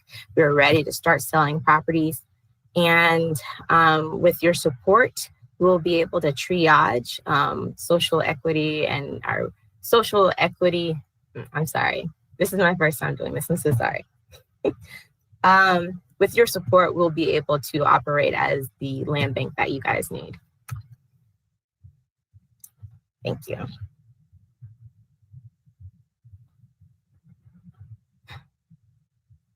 I just sat back down. Is that the end of your presentation? Yes, sir. I'm so sorry. We're supposed to just start over. I apologize. We have Councilman Carlisle on the queue, followed by Councilman Smiley, then Jones. Thank you for the presentation. I thought you did a great job. Even for the first time, you're like a seasoned vet. What were your expenses last year? So I'm glad you mentioned that. So what we've been doing is we've been very creative. I ended up having to leverage the state's Demolition Program to be able to leverage those funds to demolish a lot of our properties and acquire properties that were troublesome. And that program is now coming to an end. It was supposed to end last year, but they ended up expanding it. And they've already started closing down those funds as of last year. And now we are working to maintain the properties that we have. We just made a board decision to consider acquisition of 40 additional properties. So we will have, by the end of this fiscal year, 60 properties to date, but right now we have 20 properties. So our expenses are to maintain those properties and to maintain our operational expenses. As our inventory increases, so does our business expenses. So will our business expenses, auditing, legal, a lot of accounting support has been a lot of our expenses, and our staff expenses as well. Do you have a number? Our expenses last year, I don't, but I can get that to you. That'd be great. And to the point that you just made, so it sounds like we're talking about operational expenses, but you're not including your acquisition expenses on the tax sale. So how are you acquiring? What is the source of funds for the acquisition? Okay, so on the last slide, what you see here, I kept it, since this was my first time, I just tried to use the template that was provided to me. And so our acquisition and our maintenance of our properties and operational of our community engagement activities are sandwiched within our program, operations. And so a lot of that funds, since the state program will not be available to us, we'll be looking to do that. We also will have a lot of earned income through property sales and through some of our land deposit programs. All right, and then contract services, what's the gist there? Mm-hmm. So the contract services is our ability to expand our staff capacity as well as our regular business type of essential contract capacity to be able to support an increased inventory. We do anticipate our inventory to grow to have at least 150 properties in inventory. And so with that increase of our inventory, our insurance for managing those properties, insurance for our increased people associated with working for BAM on BAM's business, making sure that our auditing and our accounting, that is just going to be a lot more intensive as our inventory grows. And definitely as we began to execute on a lot of these programs, we're definitely going to need a lot of legal protection. So that's where those costs comes into play. Okay. I look, Blight's like a buzzword for us. It's something that everybody wants to work on. For me, and I recognize, and Chief McGowan was telling me this came out of Innovate Memphis, where I start to get concerned is it's another entity that we have to stand up versus something like CRA, which is quasi-governmental, or something else that already exists, or the private entities that we're going to fund. A lot of us fund, or we'll fund like the CDCs or the Binghamton Land Bank that come out. And so, well, hold on real quick. So my question is you're one member, and what is your, to that point though, like what is your, in your slide presentation, you say the whole city of Memphis. That's impossible, right? To have any sort of KPI or show that, unless you're like starfishing it, or you're competing against another CDC. So can you dial in a little bit for me? And we can have this offline if the council wants to move on. I'm probably going to abstain from the vote, but I just don't understand. Tell me about like your thesis for acquisition of property. My what for acquisition of properties? And Chief Ford, if you just want to chime in, and we do have a number of council members in the queue for, as you said, a big buzzword item for us. But yeah, let's try to get to that answer. Okay. I just want to add for the council members, because I think some of you were not on council when the land bank and BAM actually came into creation. So for years, Shelby County's trustee has had the property tax sales for delinquent property tax for both city and county, and they handled all of those sales. We could not have a city-only sale because we didn't have a place for those properties to land, pardon the pun. But so the first year that we created BAM, the Blight Authority of Memphis, and Ms. Smith was not with us then in that first creation, but it was the director then was a volunteer who kind of volunteered with a whole group of people to do this. But ultimately what happened is once we had this capability, when we separated ourselves from property delinquent tax sales from Shelby County, there were hundreds of properties that were delinquent in city taxes that were not delinquent in county taxes, because property tax owners knew that that they could be delinquent there and not be in fear of losing their properties. Not that that's a good philosophy, but sometimes that's just the decisions our property owners had to make. So, but with Ms. Smith coming on, and I assure you, if you have not met with Ms. Smith, you need to sit down and have a conversation with Ms. Smith. The passion and commitment to what she is trying to achieve in this organization is hardly surpassed by anyone that I have ever met. And she has come on strong. She has worked out of her home. She has bought her own supplies. She has reached out and gotten in-kind contributions every single place that she could.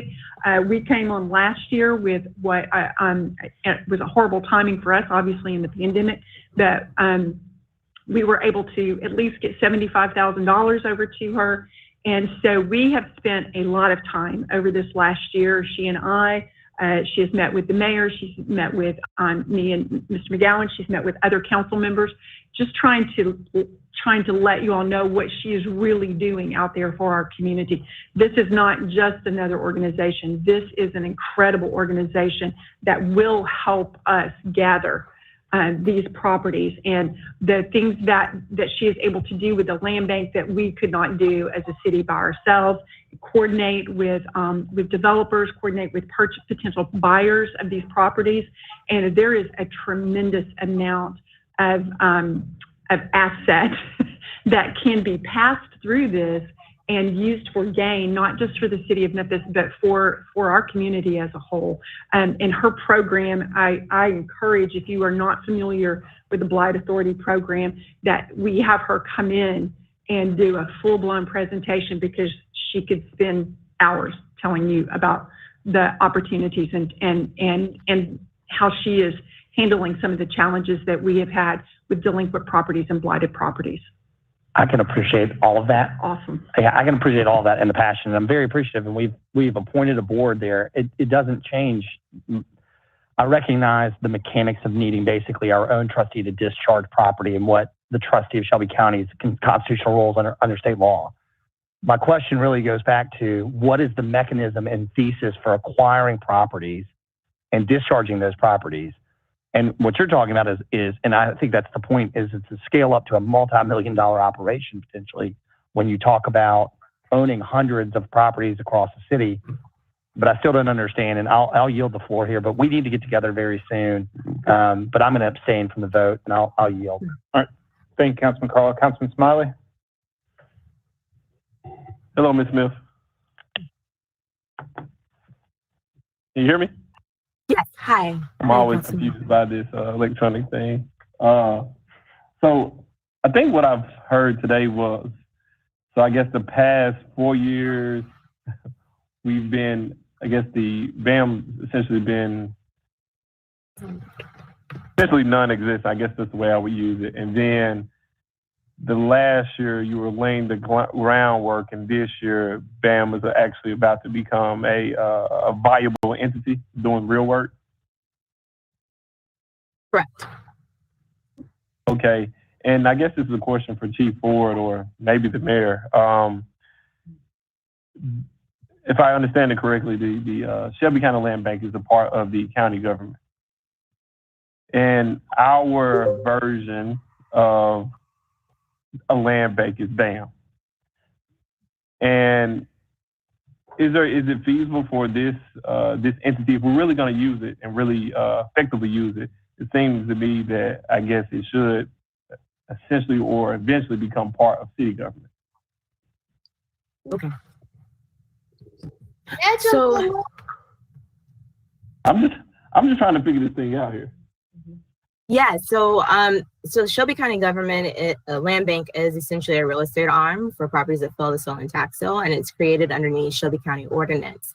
While as the Blight Authority of Memphis, the city of Memphis established, so we are the city of Memphis entity. We are a quasi-governmental entity, and we're created underneath Tennessee statute, which allows us to do more than what the Shelby County Land Bank is. We're able to acquire properties in more ways than just getting properties that fail to sell and tax sale. We're able to, receive transfers from municipalities. We're able to receive donations. We're able to work with developers to help build their land assemblies.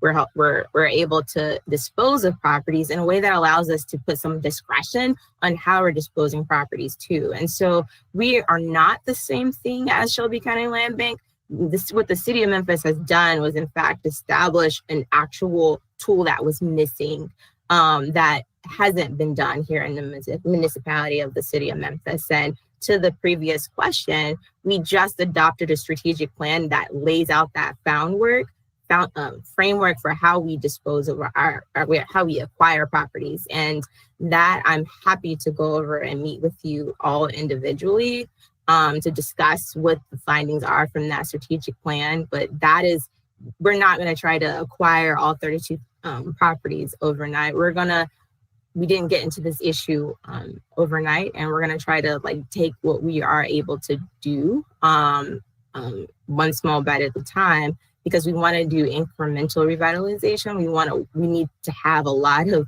deep engagement with the community so that we can build up trust with them. We want to be able to develop our relationships with all of the government agencies, because it's not one thing where we're just working in silos. We want to work with Shelby County Land Bank. We want to work with the city of Memphis in a more coordinated effort to make sure that we're helping us all to get rid of those stagnant properties. And I think our council had something else to add. Right. Yes. So BAM is not like anything that's been put in place in Memphis before. The Land Bank Act was created by the Tennessee legislature to specifically to address these problem properties, all the vacant, abandoned, tax delinquent properties. So it is designed specifically for this purpose. And it's recommended by the Tennessee Advisory Commission on Intergovernmental Relations, recommended by the legislature. It's proven nationally to be a strong and effective tool for dealing with these properties. So all of these surplus properties that are just sitting around, the city's having to pay for maintenance, there's code enforcement issues, it's expensive. BAM is a great tool to take those surplus properties. BAM has bulk quiet title power. So BAM can take a whole bunch of properties in one quiet title action, clear title, and then sell those properties for the city for purposes that benefit the community. Doing research and reinvesting that into the city. And there was a question about, how can you make a difference all over Memphis? There are certain priority neighborhoods that that BAM has identified as having the greatest needs. So those target neighborhoods will be central focus, and a lot of efforts will be poured into those neighborhoods, and that way they can see real measurable results over a period of a few years. And then you have those communities are built up, revitalized, stabilized. You don't have predatory out-of-state investors preying on these properties. So not only is it addressing it's addressing it long term. So it's healing the problem holistically, and it's supporting the communities. And these other organizations, BAM is a good support for those organizations, a good way to tie everything together and bring those resources into the community while also helping the city. And this is, if you look at the Land Bank Act, there's a lot of unique powers. BAM is very different from these organizations and perfectly designed to assist the city with this problem. Okay, thank you. I guess my next question, considering the potential impact of BAM, since we're ready to rock and roll here, how exactly does the $400,000 help you scale up? Because I'm looking at it, it seems like we're paying one employee, and I'm not even, there's one employee, there's some contract services. Will this budget be sufficient to actually do any real work? Or I'm just going to start there. Is this budget sufficient to do some real work here in the city?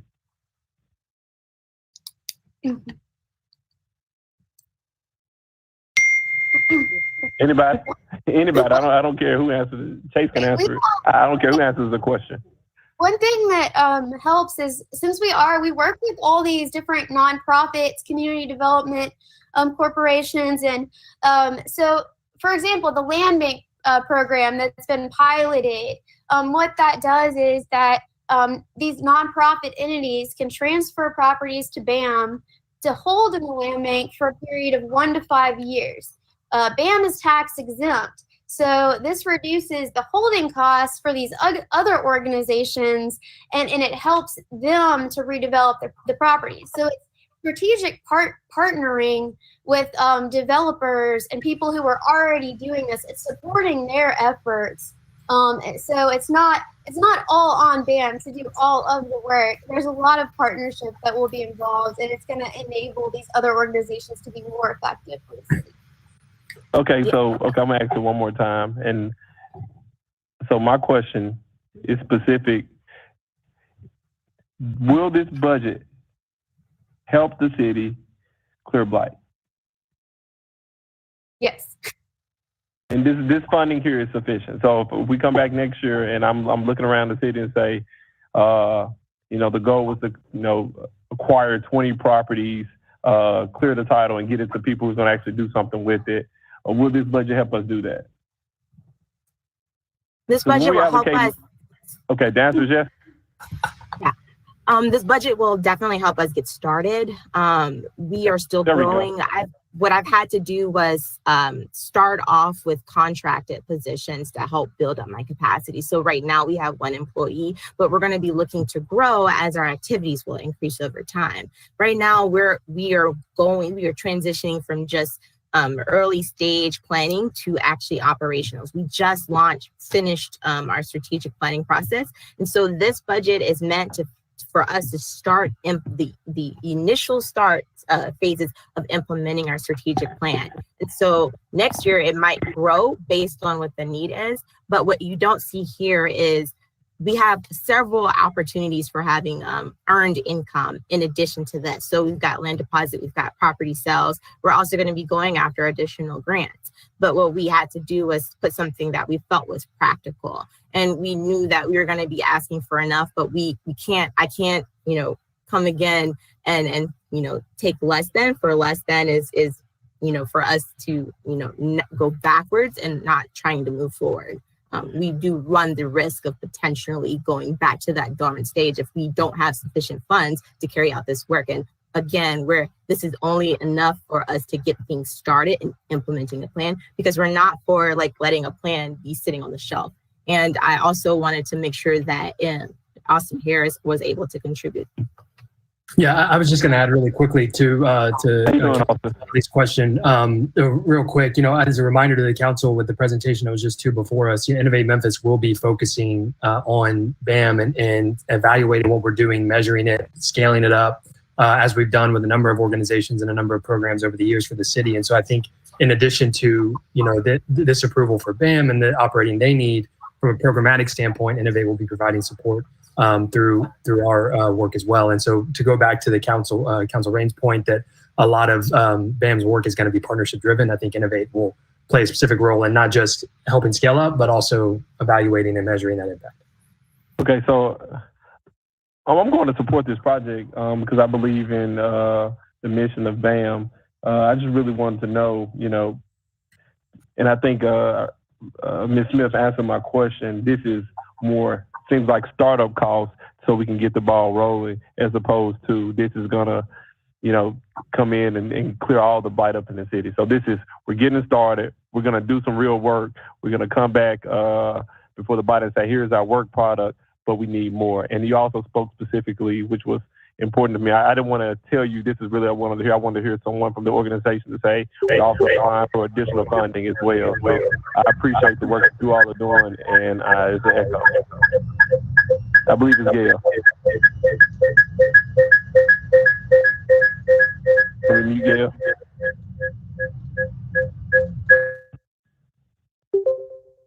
Okay, so thank you. I appreciate the fact that you spoke specifically about grants, willingness to scale up and work with other agencies and nonprofits in the cities to do the work that needs to be done in the city of Memphis. I would support this. Thank you. Okay, thank you. Councilman Jones.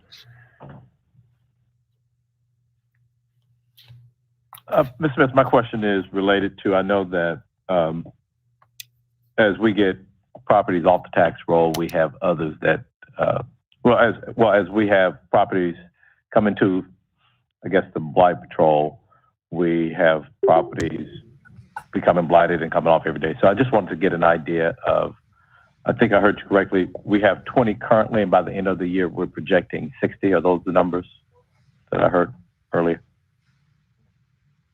To clarify, we have the same fiscal year as the city of Memphis. And so having only been in this role for about a year and only having increased amount of investment within that time period, we have to this day 20 properties in our name, and we are looking to close out our fiscal year, which ends June 30th, with 60 properties, and we are hoping to at least have a minimum of 150 properties the next time I come before you guys to share the impact on what we've done at the next fiscal year.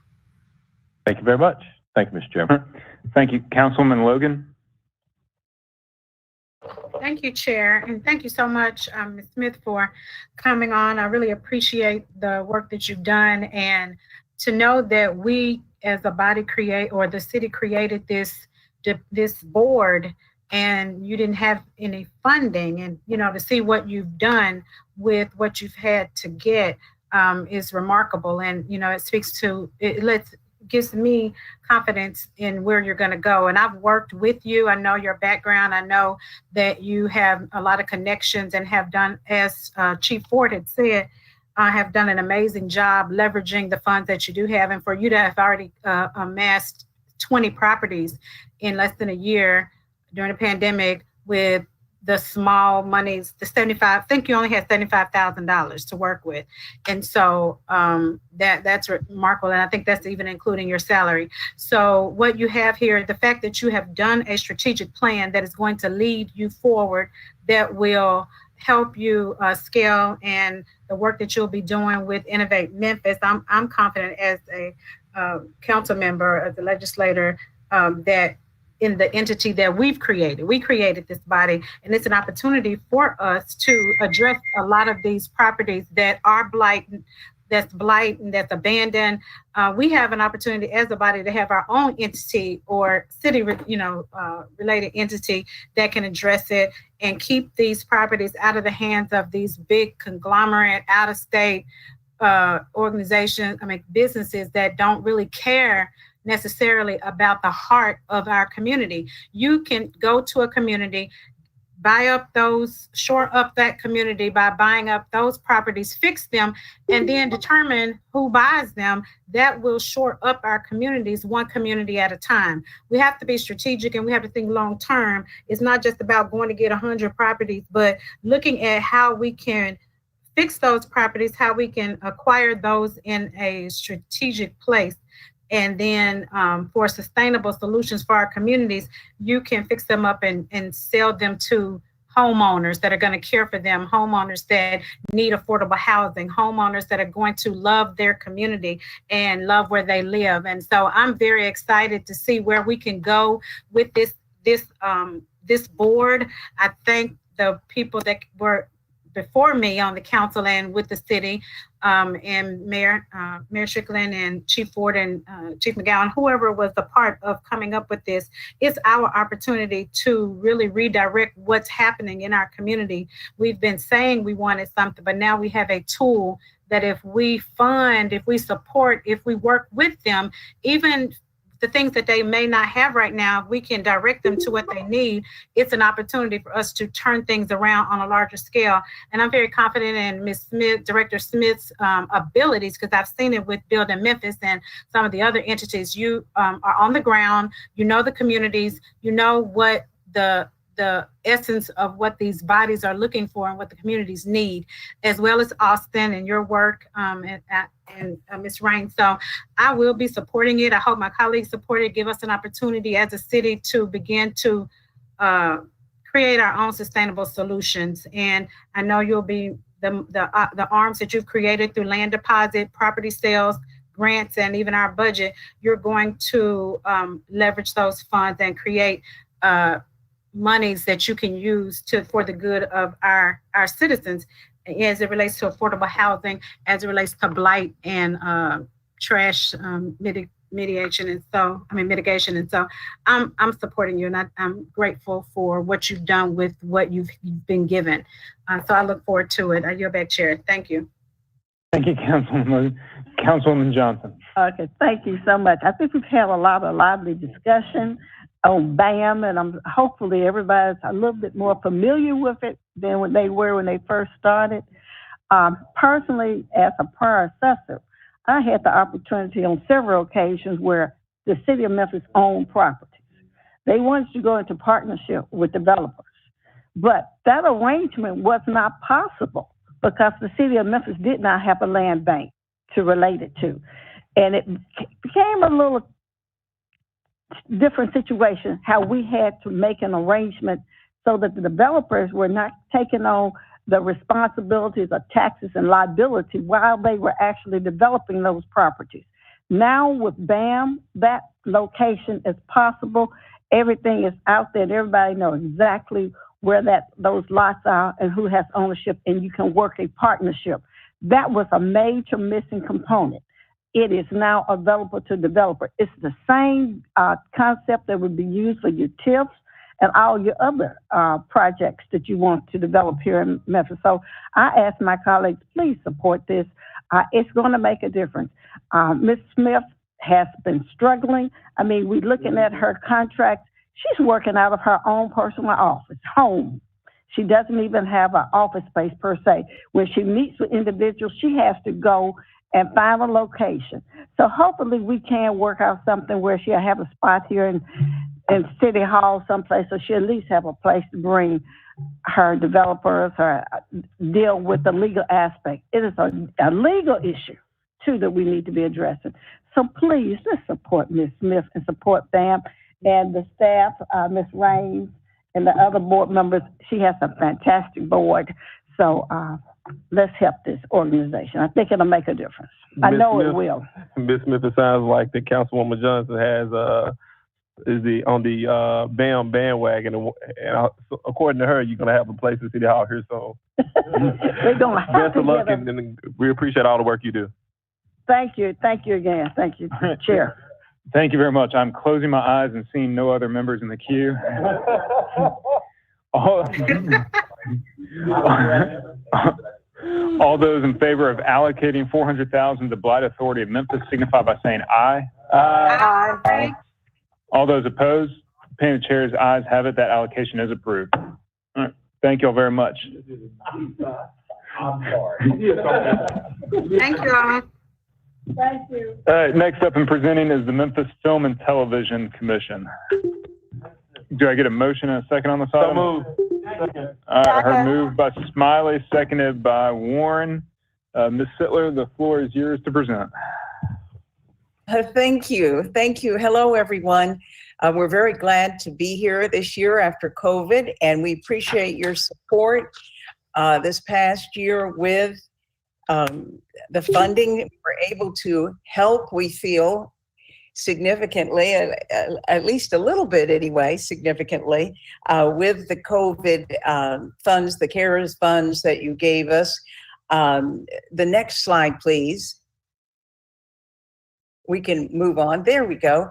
In spite of the fact that because of the pandemic and, and all production shutting down, we eventually started getting really busy with production again. And we had impact here from National Geographic. Google came here and showcased the four-way grill in a very beautiful spot.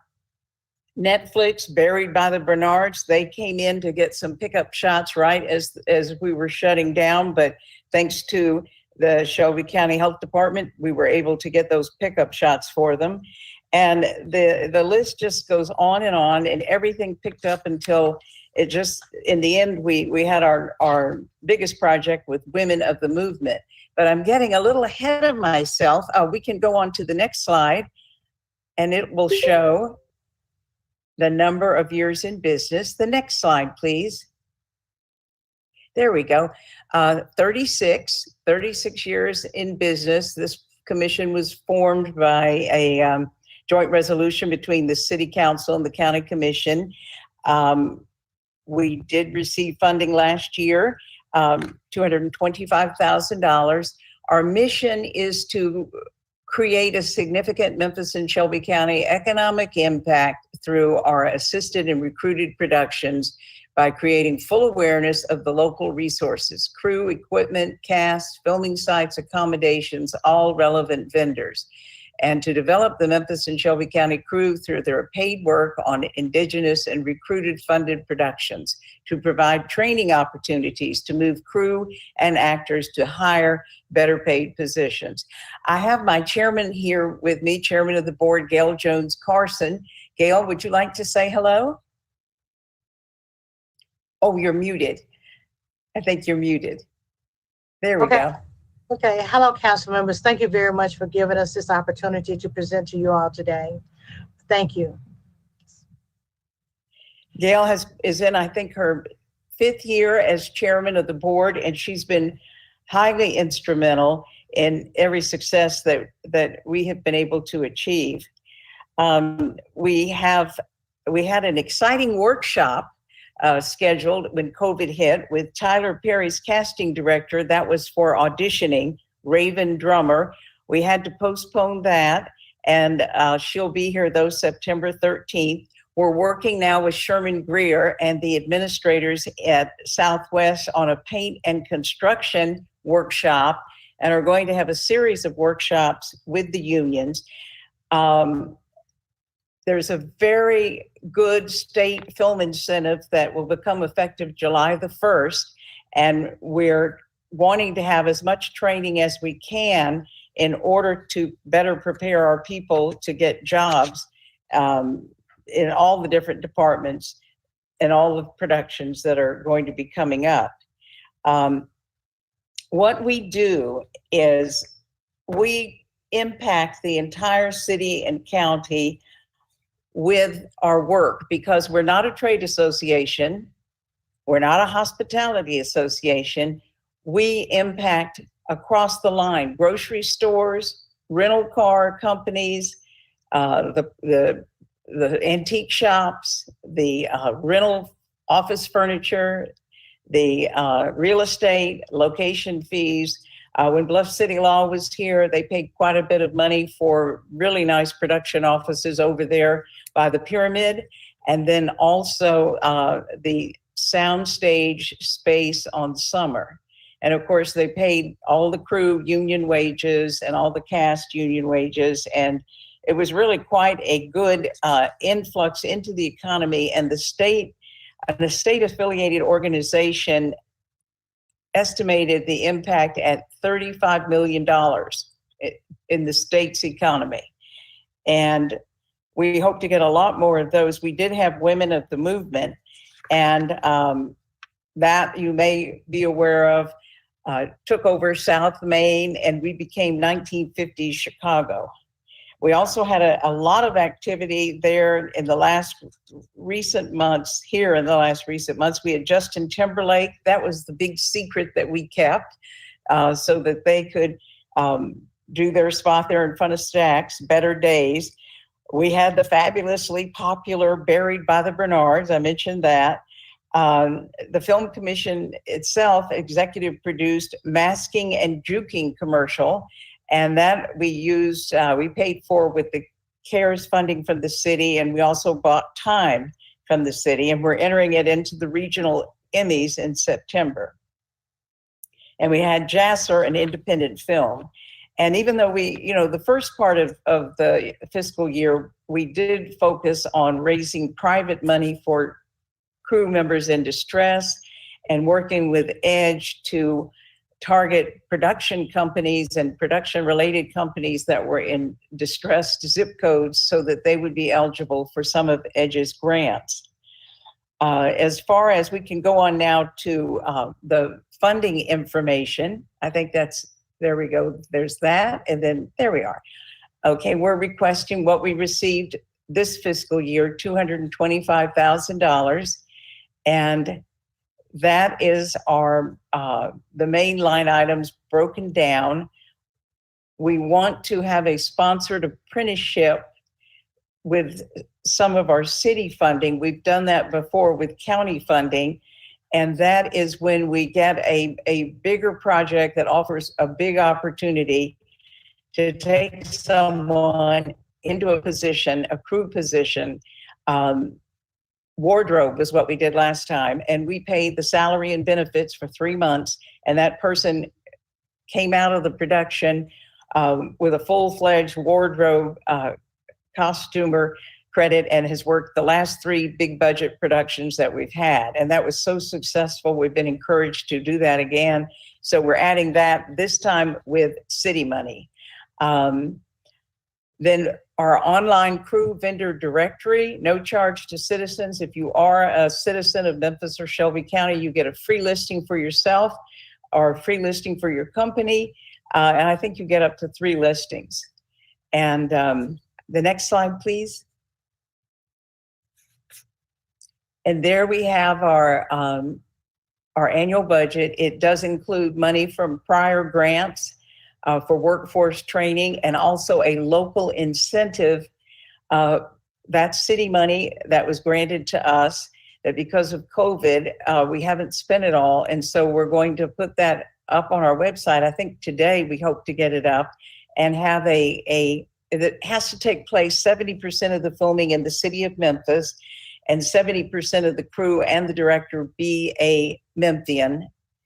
And then we would pay 30% of the amount of money that they left in the city. Of course, there's a limit because the grant's not that big, but it inspires the emerging filmmakers to have a goal to work towards. They have to spend a minimum of $20,000 in the city. So it's something for the emerging filmmakers. And then, of course, we work very closely with the state to get the new state incentive effective July 1 that will hopefully bring a lot more production. Do y'all have any questions? Okay, thank you so much. Councilman Jones? Thank you, Mr. Chairman. Ms. Sittler, thank you for the work that you do. I think that any time that we can showcase Memphis is a good thing. It's to me, it's marketing. Sometimes somebody's only exposure to Memphis may be what they may see, whether it's Bluff City Law or whether it's Buried by the Bernards. And I think that anytime that we can showcase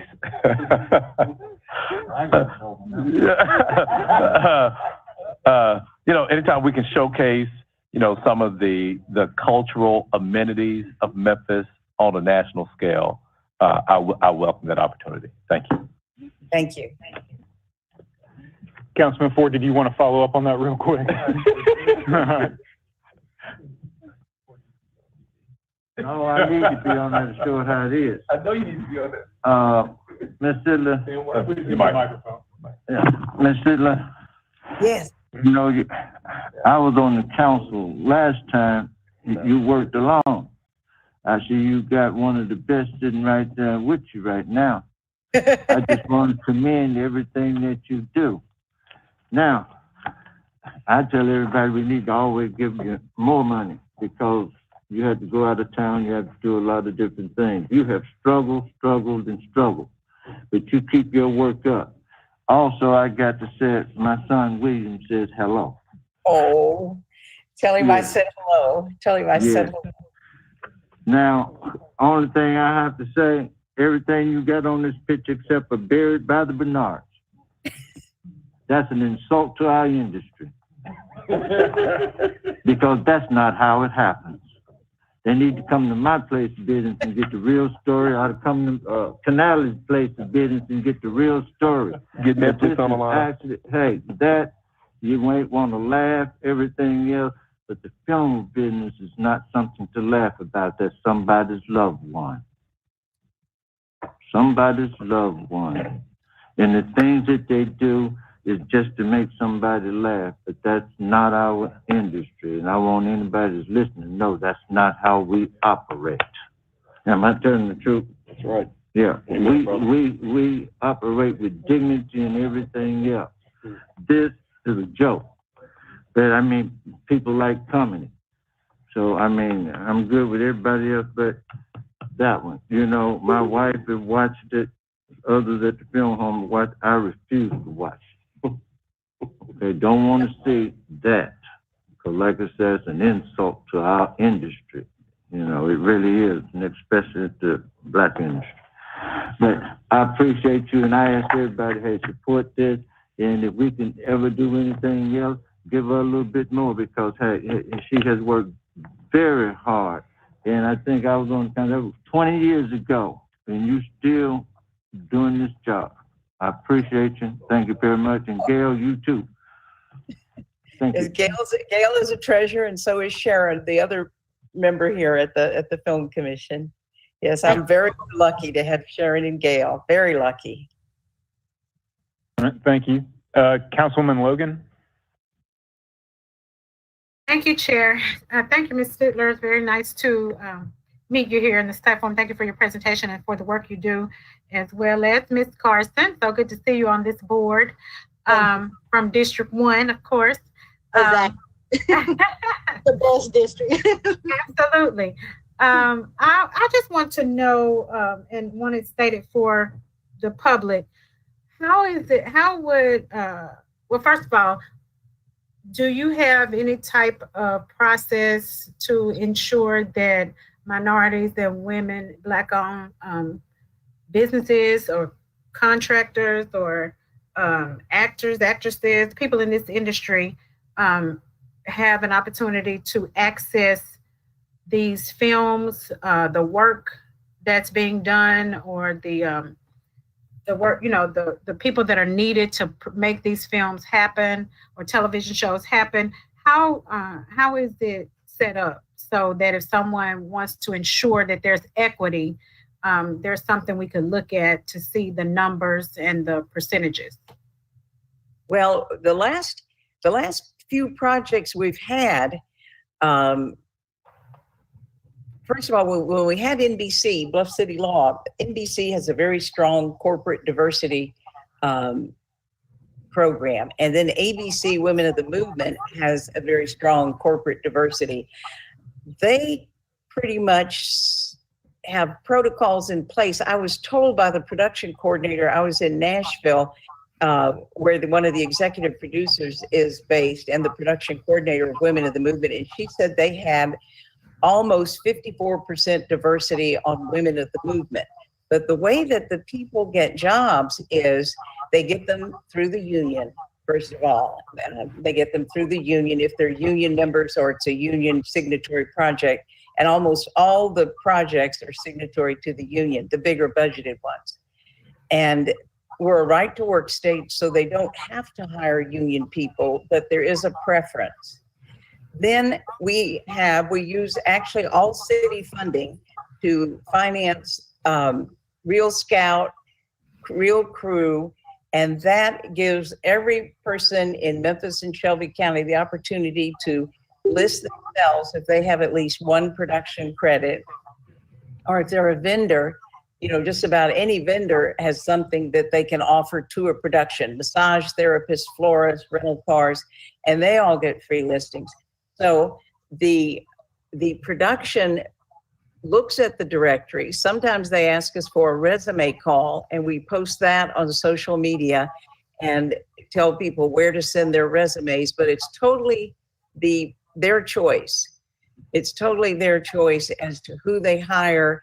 And there is some nepotism going on where, they want to hire people they've worked with on other shows. And I think it's not all about liking the people, it's that they know their techniques and that they can work with them. But the network shows are really strict about making sure that there is diversity. The bigger the budget, the stricter the protocols. I know Representative Miller, when we were involved in Nashville with trying to get the new state incentive passed, he asked if there could be on these incentivized projects some figures at the end when they file for their incentives that show how many different groups, ethnic groups, were hired. And I don't know what the answer was. It was the legislative liaison to the ECD that was asked the question. But I would think that most of them would voluntarily give it, if they receive the state incentive. But as far as the hiring goes, we don't recommend, it's against the law and it's against policy for any film commission to recommend or steer business to any one business or any one individual. It's a really tough, though, really tough to get hired on one of these bigger budgeted productions. And sometimes you'll see two people that are equally qualified, and the person who's doing the interviewing knows gets the job. And maybe he's not even as qualified as the person who didn't get the job, but the potential employer knows him. But I would say you can pretty much count on the bigger budgeted ones to be fair and diverse. And from what I could see, they were. But then I'm only on the outside looking in because we don't have anything to do with the hiring, who gets work and who doesn't. But our workshops have been diverse. The one with the Tyler Perry's casting director is very diverse.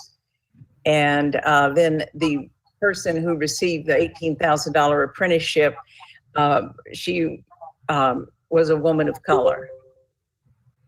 Okay, so the actual hiring, you all don't have any say-so in that. Now, I was going to ask you about the workshops. Exactly what are the workshops for?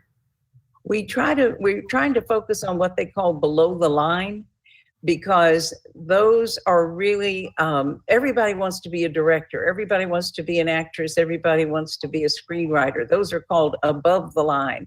And we already have the University of Memphis and Indy Memphis giving a lot of those. When these productions come here, they lack people below the line, which are grips, electrics, painting, construction. And that's why we're starting off this series of workshops with Southwest with a painting construction workshop, 2 different workshops. And I think that, the teacher will pick who gets in the class, but there will be guidelines, diversity guidelines, and we have a lawyer from the city and a lawyer from the county, and they will advise as to what that can say. But hiring of quote minorities is always encouraged, and most of our workshops have been, we haven't had that many, but most of them have been very diverse. Okay, thank you so much for that information. Very helpful. I've had constituents call and inquire and ask, and so I'm informed and can share with them and direct them to you or Gail. Thank you so much for the work that you do and for representing me. Offline, excuse me, anything you might like to ask me offline, or if you'd like to come visit the office and see, you're more than welcome. Thank you so much. I appreciate that. Okay. I yield back, Chair. Thank you. Seeing no other council members in the queue, assume everybody's ready to move forward with the vote. All those in favor of allocating $225,000 to the Memphis Film and Television Commission signify by saying aye. Aye. Aye. All those opposed, opinion of chairs, the ayes have it. That allocation is approved. Okay, Thank you so much. Thank you all. We have 6 presentations left today. Does anybody want to take a quick break, or are y'all ready to roll through? All right, roll through. I have an obligation that I have to leave for, and I believe Councilman Jones has one soon thereafter as well. And so I'm going to pass the chair to Councilman Ed Ford Sr. To close out the remainder of this budget committee. I know he'll keep y'all on time better than I have. Okay, 5-minute.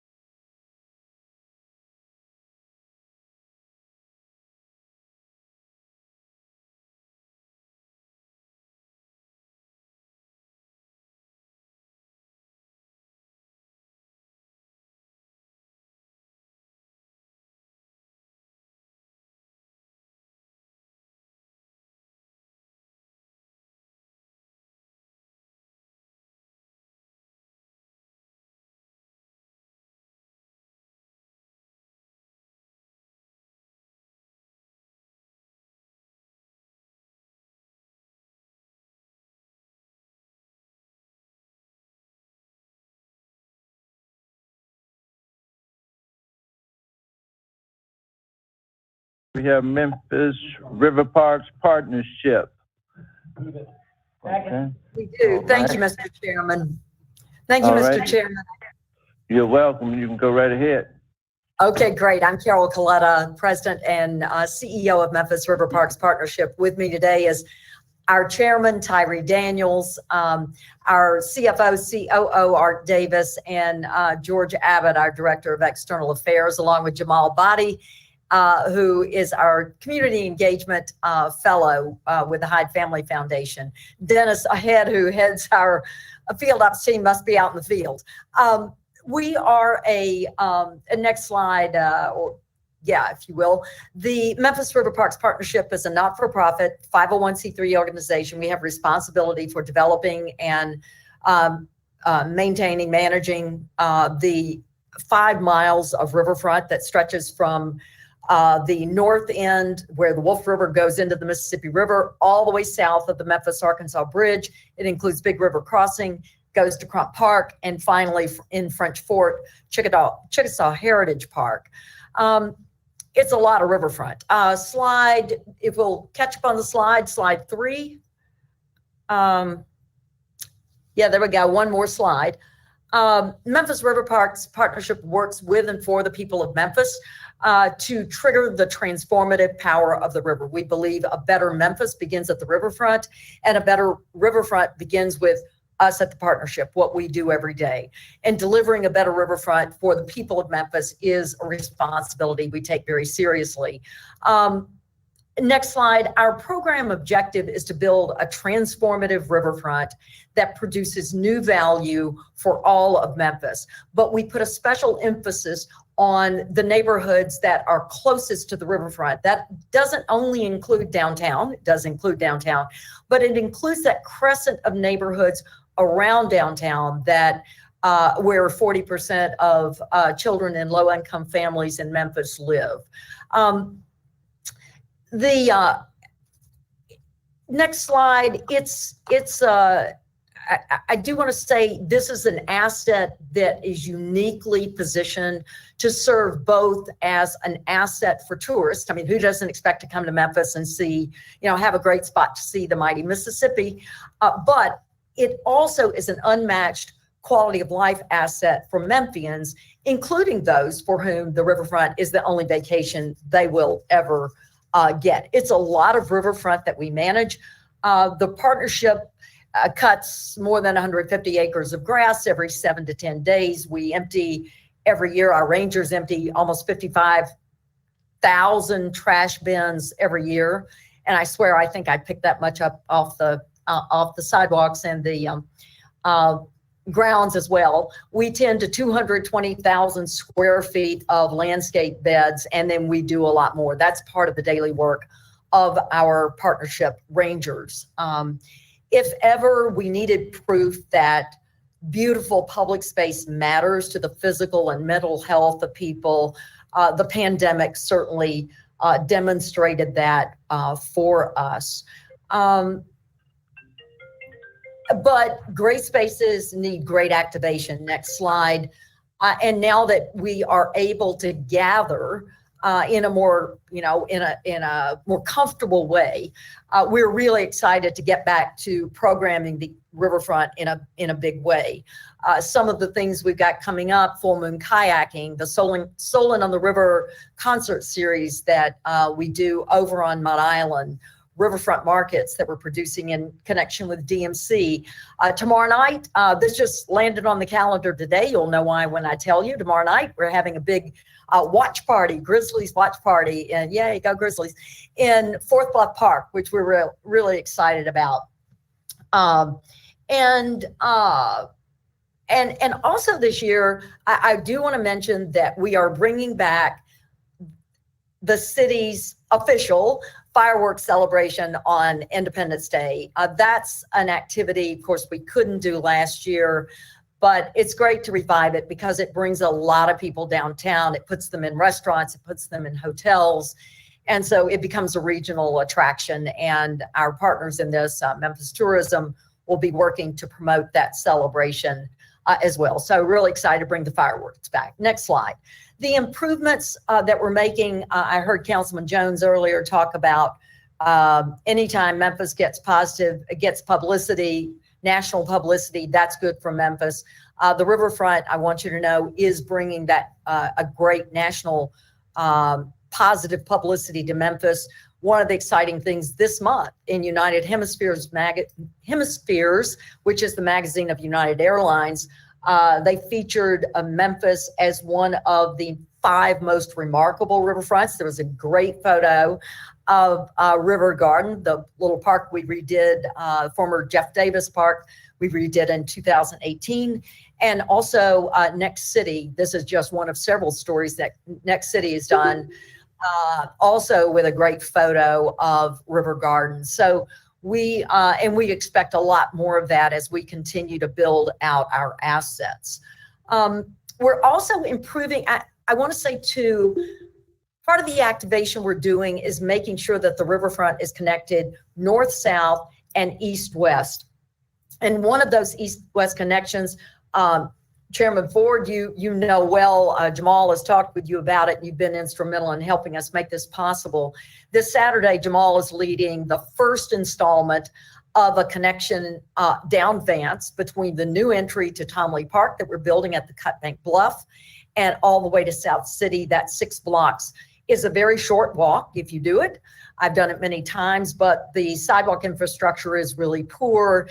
There aren't a lot of landmarks along the way. So Jamal has come up with this project we're really excited about, where we will first clean up, that's Saturday, and then we hope in about 30 to 60 days we'll be able to go in and stencil famous South Memphians and one line about their story on the sidewalks.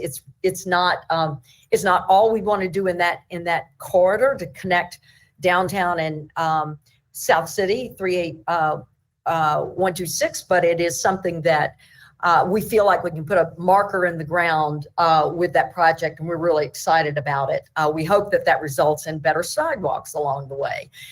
And in the Tomley Park project, our team has worked with Director Boleyn and his team to design safer pedestrian crossings on Riverside Drive so that people can actually get from the neighborhood safely across Riverside Drive to their riverfront. So again, we're working on those connections north, south, east, and west.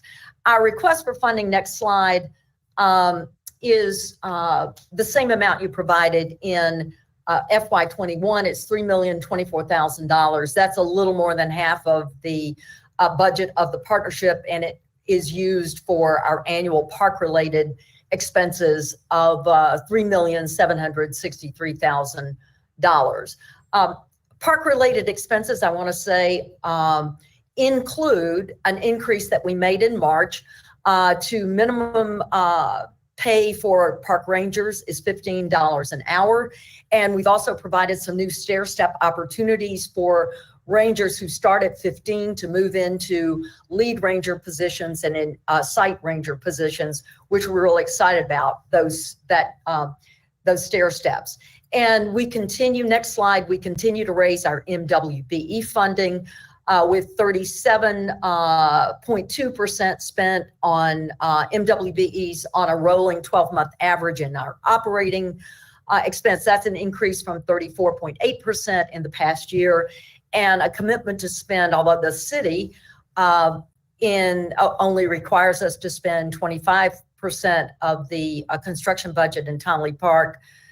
With MWBEs, our goal is 40%, and we believe we'll make that and then some, which we've done on the past 2 capital projects that we've undertaken. So we're proud of that. Final slide. This past year, I just want to say, has been challenging for us and for all of you. The city saw disturbing increases, on the street with crime and all the chaotic driving. Fortunately, we've looked back at our crime stats over the past year. The parks themselves, the riverfront parks, have only experienced one incident, an average of 1 incident per month.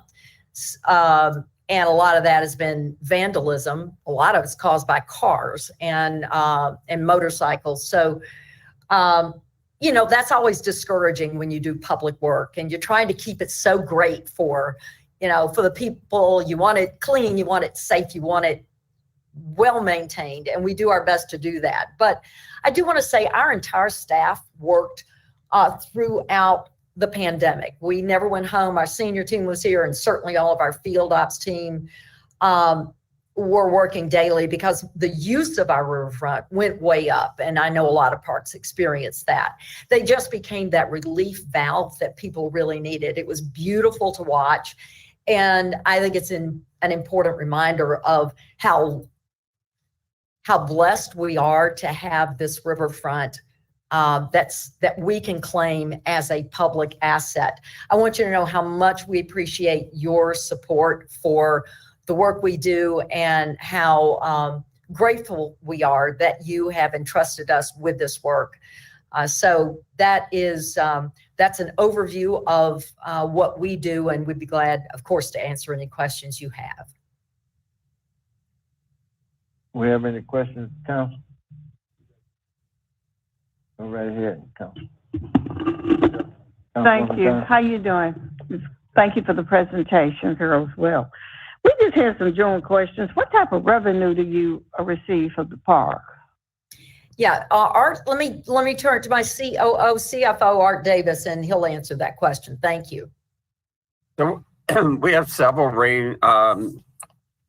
opportunities for revenue other than, of course, the funding from the city, and that comes from boat revenue, park rentals, parking, and then there are some leases of facilities in the downtown area that generate that as well. We also have a partnership that involves not only programming and opportunities for the riverfront, but for other parks and areas of Memphis through the Reimagining Civic Commons program. And just to echo, add on, we are really, really happy to see those cruise ships come back. Absolutely. Love to see more passengers on them, but that will happen soon, we think. Okay, tell me then, what percentage of your expenses will the city actually be paying for with this request? 56%. Okay. All right, thank you. Thank you, Chair, for the opportunity. Any other council? Looks like we have no other council member. We ready to vote? Yes. Okay, everybody in favor, say aye. Aye. Okay. Yeah. Aye. Okay. All right, ayes have it. Thank you very much. Thank you very much. Okay. Thank you. Next in line, MLGNW Citizens Assistant. We ready? Who's presenting? Martin will be presenting today. Okay, we're ready. Can you hear me? Can you hear me? Yes, we can. Okay, hi. I am Barbara Martin. I'm representing Memphis Light, Gas, and Water for the Utility Assistance Program.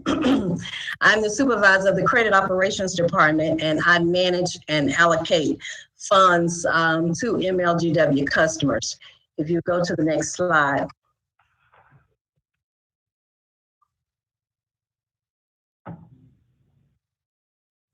This program originated in December of 2008, partners with the City of Memphis, Memphis Light, Gas, and Water, the State Department of Human Services, and MIFA. Up to today, from the fiscal year of 2021, we have served 3,841 customers. Since the inception of the program, we have served 31,236 customers through this funding. To go to the next slide. The program objectives, we have the mission statement, the problem objective, and the primary goal.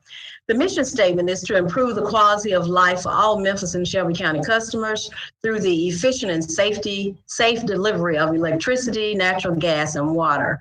Our problem objective is to provide temporary financial assistance to eligible participants who are at risk of having their utility services disconnected.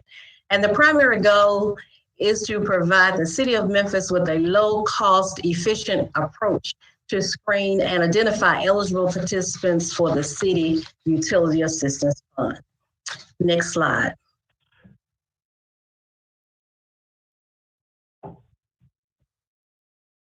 The amount requested is $1 million.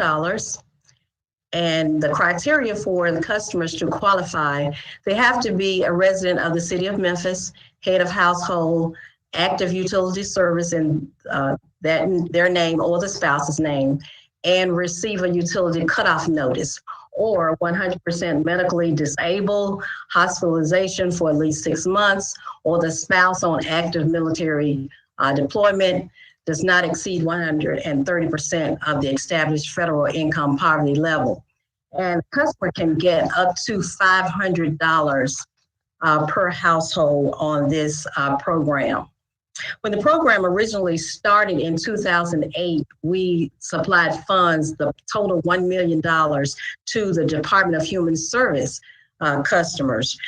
And a couple of years ago, we added MIFA and gave them $250,000 of that million. So this time, one of my vice presidents, Ms. Gail Carson, is requesting that we remove MIFA for this fiscal year and add the Neighborhood Christian Center to get the $250,000. So this has been a very successful program. And this year, we still have over $400,000 left from the funding of 2021. And that is because of the virus. Many organizations had COVID money, and our customers were able to go and get funds from other organizations, whereas they didn't have the cutoff notice that they needed to qualify for this program. So that's why we have a lot of money left at this time. So are there any questions or comments?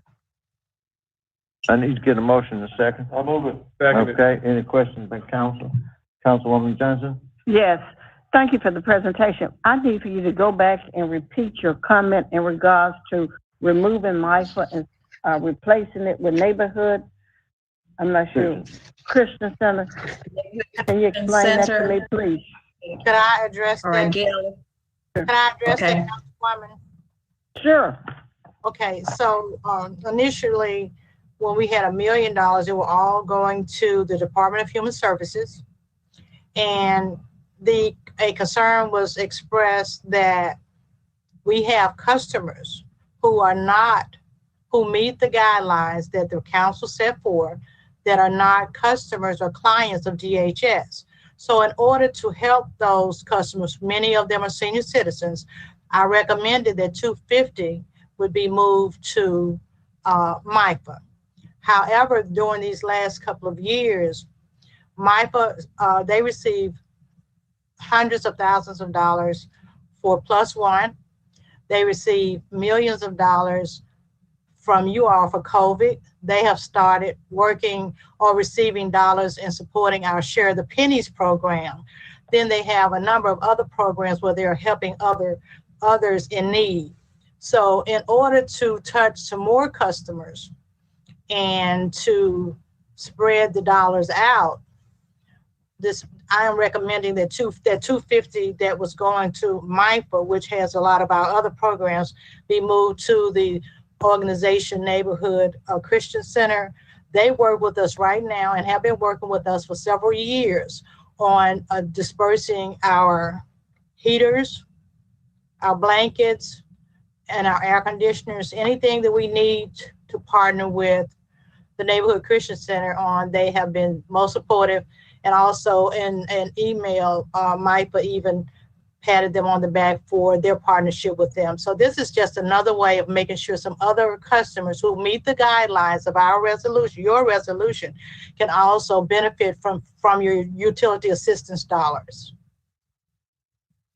So okay, thank you so much. I appreciate it. Away from them, it's just making sure the dollars are available to some other customers, and that was the original intent when I brought MIFA in for the $250. But they're getting so much money from COVID, from Share the Pennies, from +1. So we just wanted to have another organization to help us with the disbursement. I can appreciate that. Okay, thank you, Chair. Thank you so much. Thank you, Ms. Carson. All right, Councilman Moore? Yes, thanks, Ms. Carson.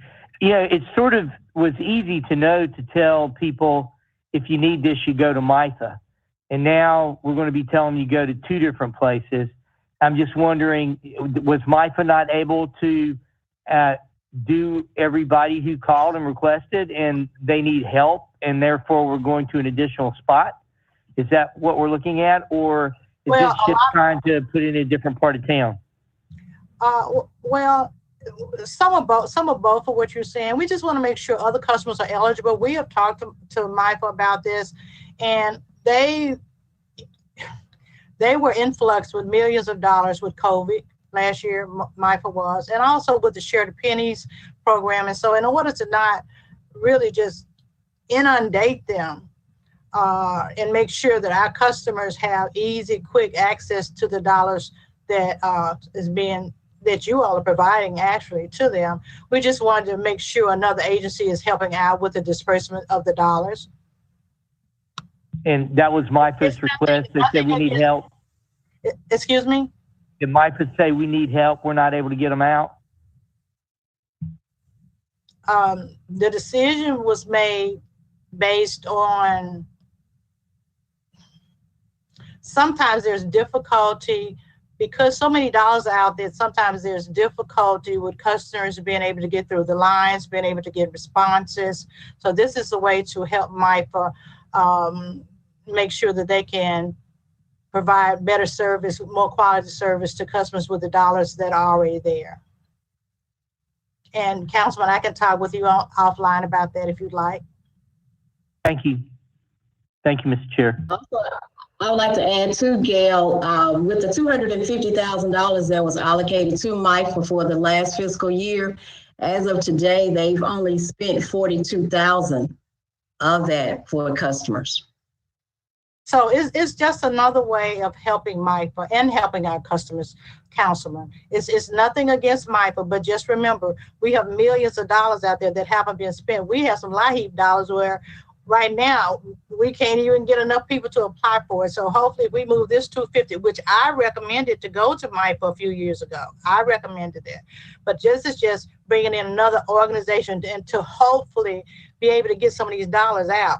To $42,000 out of $250, that's a lot of money that still hasn't been spent. So we're going to see how this works. It's nothing taking nothing from MIFA. They've been great partners. But right now, what I'm thinking about is our customers who are in need, who need assistance. Thank you. Thank you, Mr. Chair. Anyone else? Okay. Yes, this is Councilwoman Robinson. I'm in the queue. Go right ahead. I wanted to share that I received 3 calls just on yesterday because MIFA's telephone system was not able to get people online. Then the next person said that when they have applied a month ago and have not gotten a response.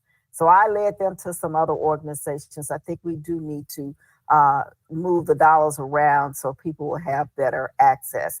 I think because we have more people applying, and I don't know if everybody is back in the office or how what was going on through COVID-19, but we are getting some backlog now.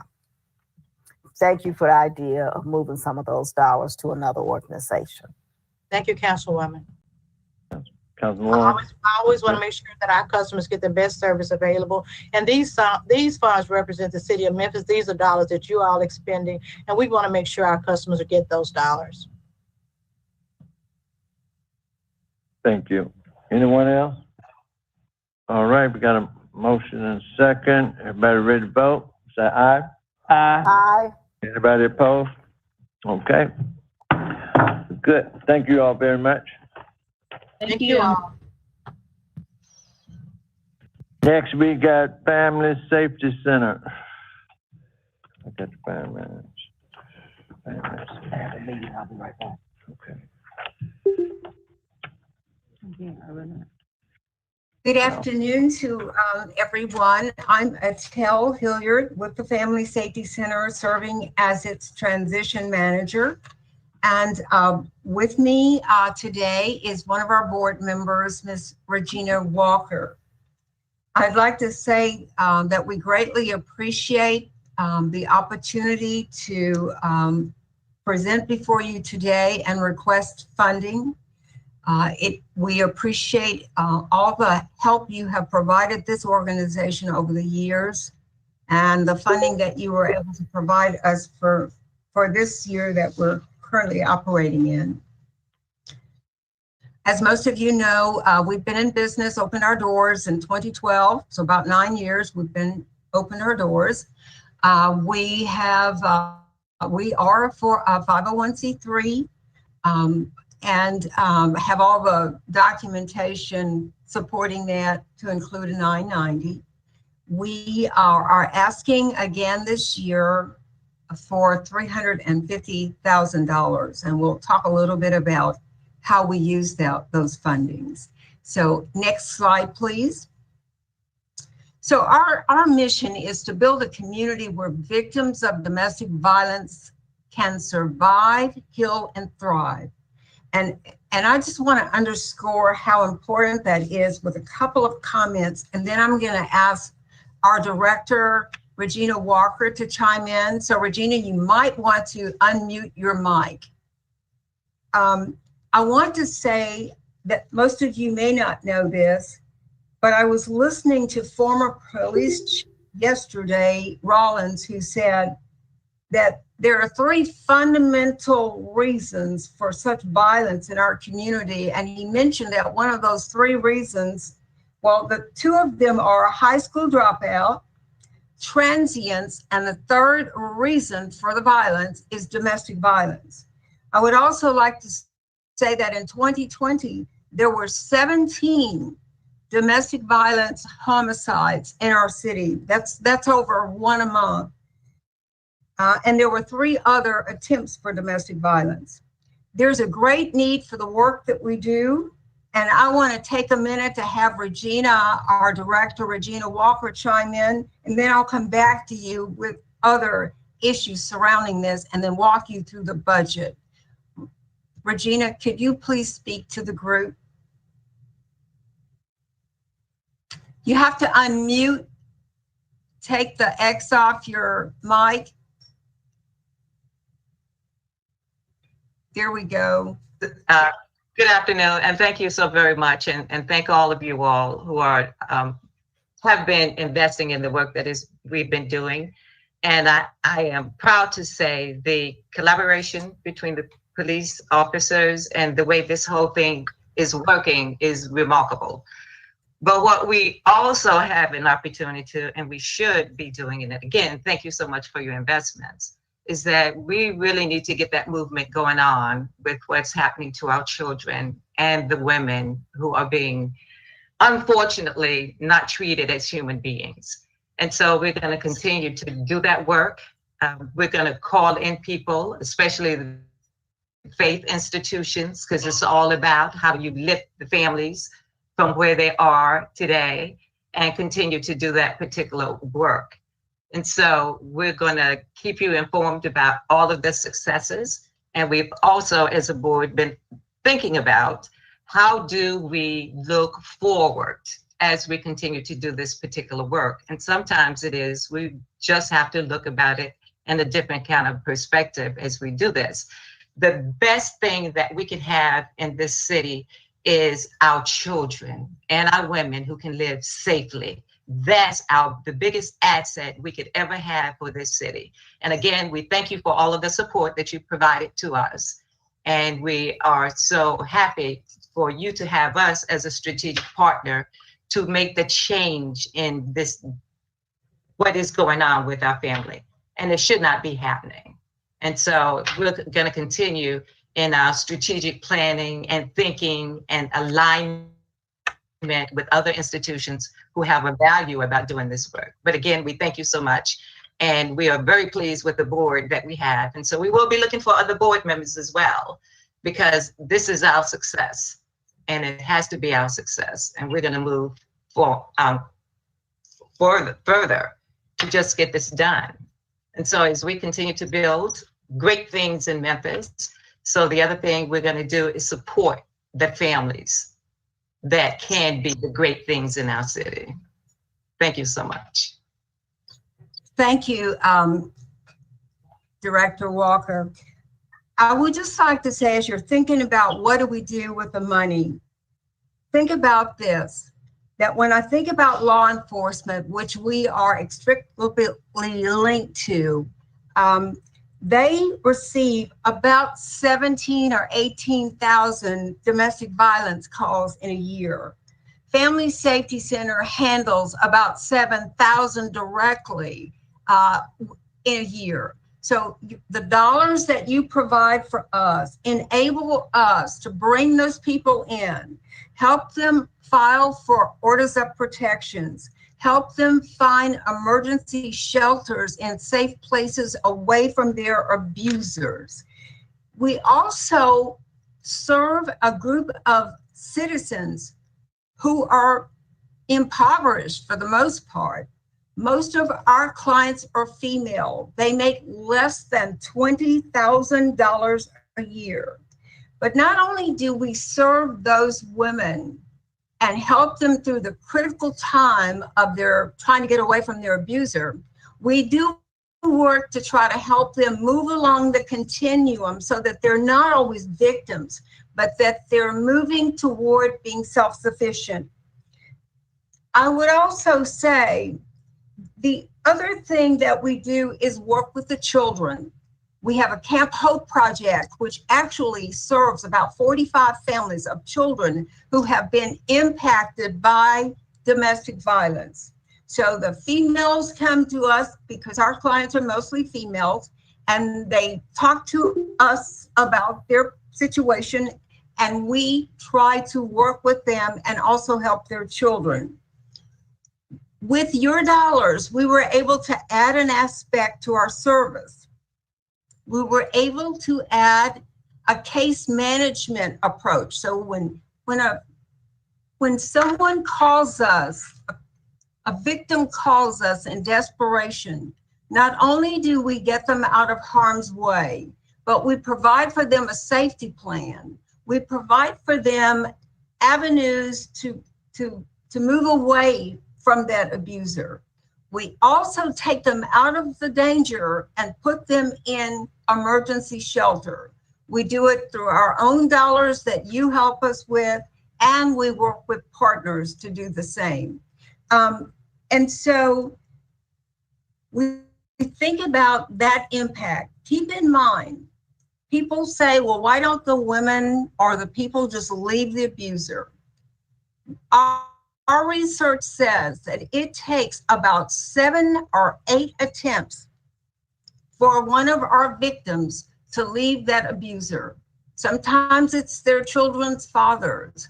There are all kinds of reasons why that victim stays with that abuser.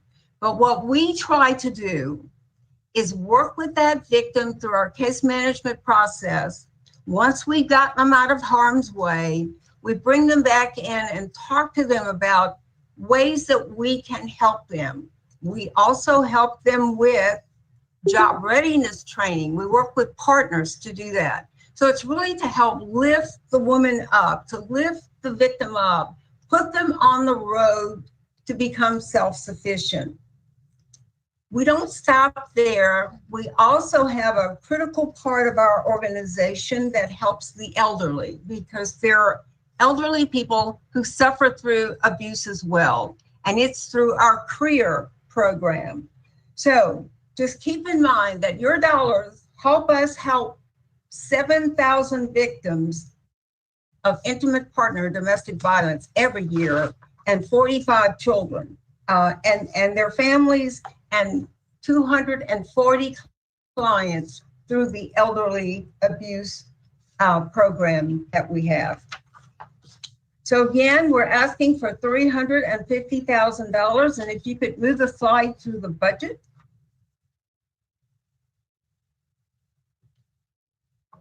The next slide, please. The next slide, please.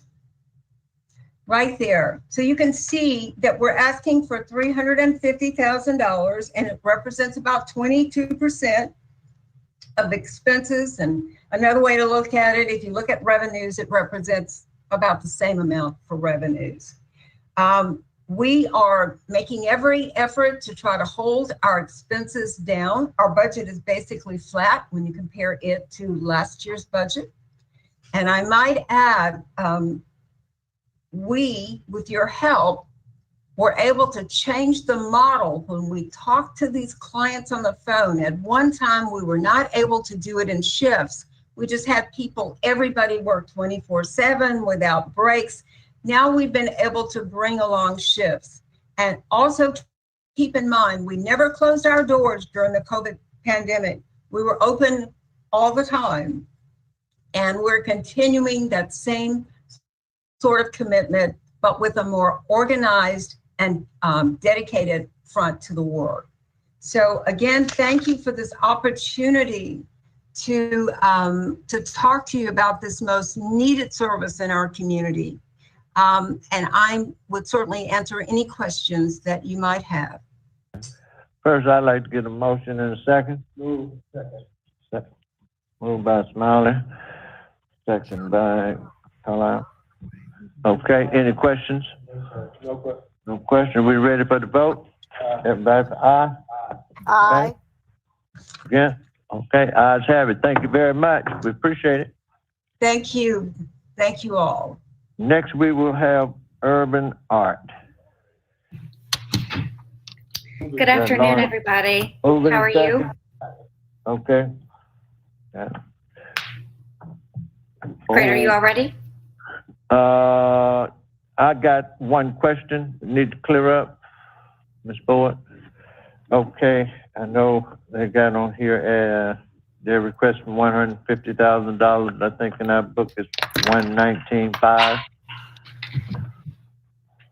Thank you, Mr. Chairman and Chairman Ford. That is correct. The proposed budget from the mayor's office is for $119,500. So it's going to be $119,500. The proposed budget presented to you is $119,500. Clarify, we moved it to 195 is what we're hearing. To be amended. That's what we'd be moving it for. Yes. Right. So we moved it. Right. We can do a motion to amend it. Right. Everybody. Okay. All right, we're ready for the presentation. Thank you all for your time this morning, or this afternoon, I'm sorry. If we could go to the next slide, please. My name is Lauren Kennedy. I'm the Executive Director at the Urban Art Commission. We are a nonprofit in Memphis that contracts with the city for the ongoing management of the Percent for Art program since its inception in 2002. Last year, we did receive $100,000 in CARES funding, and you all have our financial information. If we could go to the next slide, please. Our mission as an organization is to create opportunities for artists and neighborhoods to connect and shape spaces through public art. The funds that we're requesting today, and to the question asked just a moment ago by Councilmember Ford, we are requesting $150,000 as our annual contract fee for the management of the Percent for Art program, which for us supports payroll and operating expenses. Our strategic goals as an organization are to increase the number of Memphis-based artists participating in and being supported by public art, increasing visibility and connections to public art in neighborhoods throughout the city, and also trying to grow the inclusive experience of residents in that process and making that feel responsive to what neighborhoods desire for their communities and spaces.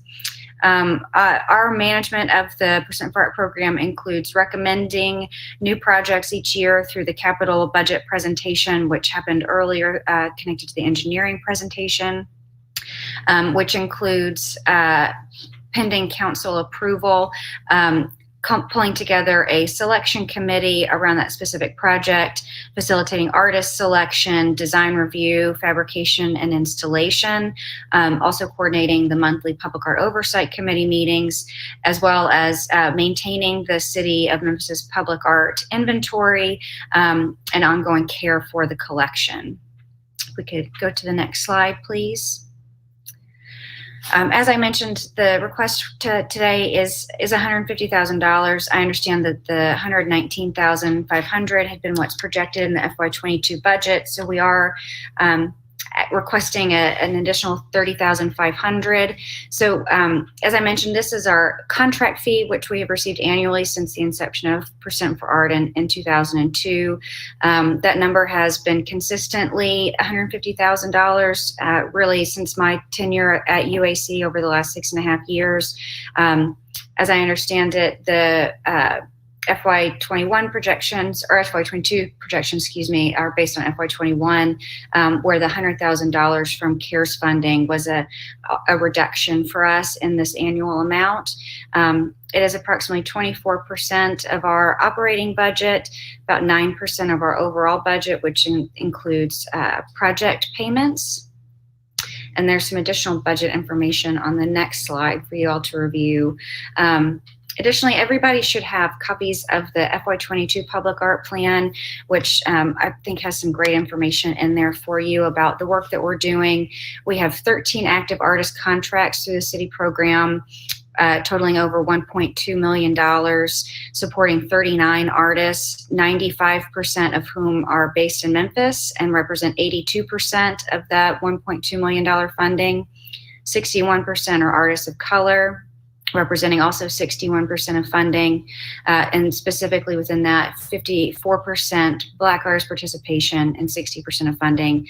And then finally, 54% are women artists, and they represent 15% of funding. Something I think that is worth note here is that we see ourselves as being participating, hopefully supporting creative economic recovery, as we know that a lot of artists have been impacted financially because of the pandemic over the last year. Over 65% of artists nationally are reporting that they're unemployed. We, throughout the pandemic, have remained really committed to keeping projects moving forward. Currently, we have projects in Whitehaven, Fraser, South Memphis, Orange Mound, downtown, Raleigh, and Cordova, with some new exciting projects in the works for Douglas, Mallory Heights, Westwood, and Hickory Hill. And all of those projects are really focused on local artist support, and keeping them moving has meant that over the last fiscal year, we're projecting close to $1.3 million in artist payments, and $1 million between March and December alone last year during some of the worst of the shutdown. So the request at 150 is really representative of the expanded scope of project management for UAC.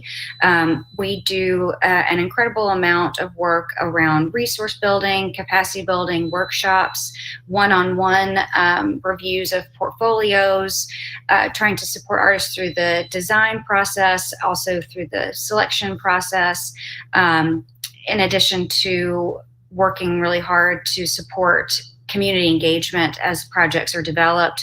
The 4 projects that I listed that are new, Douglas, Mallory Heights, Westwood, Hickory Hill, those are through the Neighborhood Art Initiative program, where we're actually starting with inviting applications from neighborhoods to apply for public art funds for their spaces, and then developing those projects collaboratively with them, which is a much larger and more involved process, but one that we feel very, very committed to.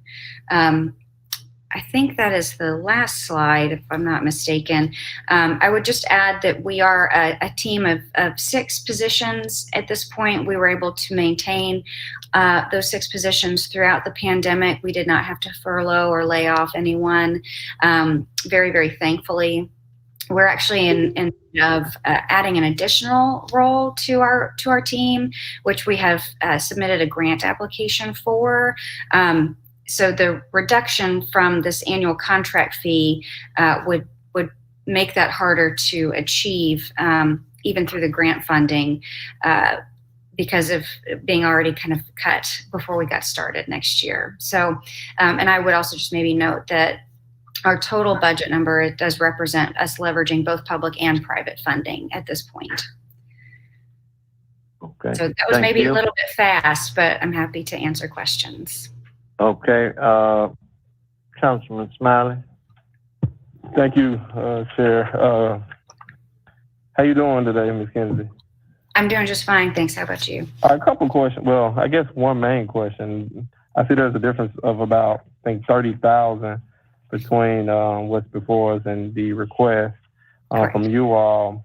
I guess with an additional 30,000, what exactly would that be used for? I do note that, I guess the request from this body makes us about 25% of the acts. And for me, I think it's considerably lower than some of the other presentation I've seen. I just want to know what the $30,000 would be used for. It will support the existing 6 positions at UAC. And as I mentioned, we're trying to add a 7th position through private funding. So really that additional $30,500 that we are requesting today is about maintaining the level of support we have come to understand and kind of expect from our city contract. So it would really be just kind of helping us keep steady. And otherwise there would be a much greater need on fundraising efforts for the next year. Okay. I'm sorry, I guess to speak more directly to what, or maybe another version of what that, being more specific about that. So that's really related to project management. So what I was mentioning earlier about artist resources and capacity building, community engagement around public art projects, the ongoing maintenance and programming that we do around the existing collection. Thank you. You mentioned contracts frequently. Do you have an existing contract with the city of Memphis? Yes. Or is it more so an agreement or assumed agreement? Well, Chief Ford, could you chime on whether we have a contract with UAC to provide a certain level of funding? We do have an annual contract that's renewed each year at the beginning of the new fiscal year. Hi, Ms. Kennedy. This is Shirley Ford, Chief Financial Officer. I believe that the contract is related to the engineering activities through CIP. Right. So there is a contracted amount through CIP, which this body has already approved of $350,000. So this amount through the grant has been something that we have done on a traditional basis, but I do not believe this grant piece is tied to that agreement. Okay, thank you, Chief Ford. I'm so sorry, but that's actually incorrect. So there is a project management fee included in the CIP funding, which, to your point, Director Ford, yes, has been approved. Those project management fees are connected to the development of new projects also budgeted within that CIP program. So the contract fee has historically lived under the administrative budget as a separate item. Okay, thank you, Ms. Kennedy. Let me ask you, I guess this is a question for Chief Ford, and then at some point I know she's not here today, but Madam, could we I just want to know I want to see the copy of the contract between the city and UAC, but that's something I want to see. But I want to know from Chief Ford, we're talking about, I guess, the difference of about $30,000. How would this impact the budget? Because I want to let you know where I'm leaning toward now before I make a motion and put the council members on the fire. I'm leaning toward giving them an additional $30,000. One of the reasons why is when they spoke specifically about the type of help they provide in the community, they mentioned a lot of support directly to the people who live in the cities. They spoke a lot about support to artists who took, a significant hit during COVID. And, I think it's consistent with what this body has attempted to do, which is support people going through during this time. And $30,000 is not going to break the bank for us. I'm not sure why we've been throwing a lot of money around. I'm not sure why we will, deny the request of about 150 because we've been throwing. Okay, I digress. So, and I think Councilmember Smiley, there was a question there. If the $30,500 were not funded here, it would essentially double our fundraising needs in the next year. Ms. Kennedy, the question, I'm not trying to be rude, but the question was directed toward Chief Ford, because I want to know how this would impact our budget, and then I can kind of make my decision on, what I want to do. But doesn't necessarily mean the council members will agree with me. Chief Ford. Thank you, Councilman Brennan, and thank you for that question. As you know, as we've gone through this process at the beginning of our budget, we were approximately $351,000 to the positive. We've made a couple amendments as we have gone through the way, including the approval of the IAFF impasse, which increased our budget. So currently, we with the amendments that have been passed so far, we are about a negative $900,000 for the budget. Okay, so at some point we're going to have to reconcile this budget anyway. Yeah. Okay, so knowing that we got to fix it anyway, I'm going to motion to increase the amount from 119 to 150. We're talking about a difference of about $30,000. Okay, I got a motion and a second.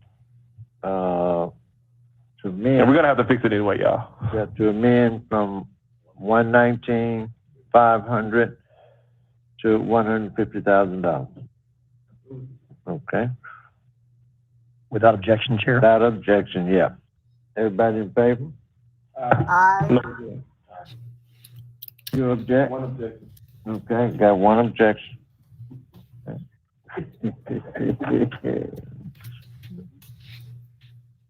Do we want? Well, ayes have it. You just know. Okay. Well, the ayes have it. Okay. So yours is passed for $150,000. Okay. All right. Thank you all very much. Go right. Thank you. Permission to be recognized, Chairman. Yes. Thank you. Just for the council, we will get a copy of the contract so that there is absolute clarity related to which piece of this is related to any kind of operational grant that is granted and to our CIP. And we will also bring you the status of the FY21 CIP spend so that you can see where we have been through FY21. Chief Ford, is that going to be emailed to us? I can email it, or we can present it and wrap up next week. Well, either way is fine with me. I just wanted to take a look at it myself. And then wrap up, then we're going to deal with, we all have the information. Make sure that everything is correct, okay? Yeah. Thank you, council members. I appreciate it. Okay, thank you all. Okay. Next, we have juvenile intervention and faith-based follow-up. Okay. We got Richard Graham, Director. Yes, sir, Chairman. Can I get a motion second? Move. Second. Moved by Warren. Okay. You can go right ahead and present. Thank you, sir, and thank you for the opportunity to be with you today. And I also want to sincerely thank the council for your leadership during the pandemic this past year. In no small measure, we have gotten through it, and we appreciate the CARES Act funding we received as well.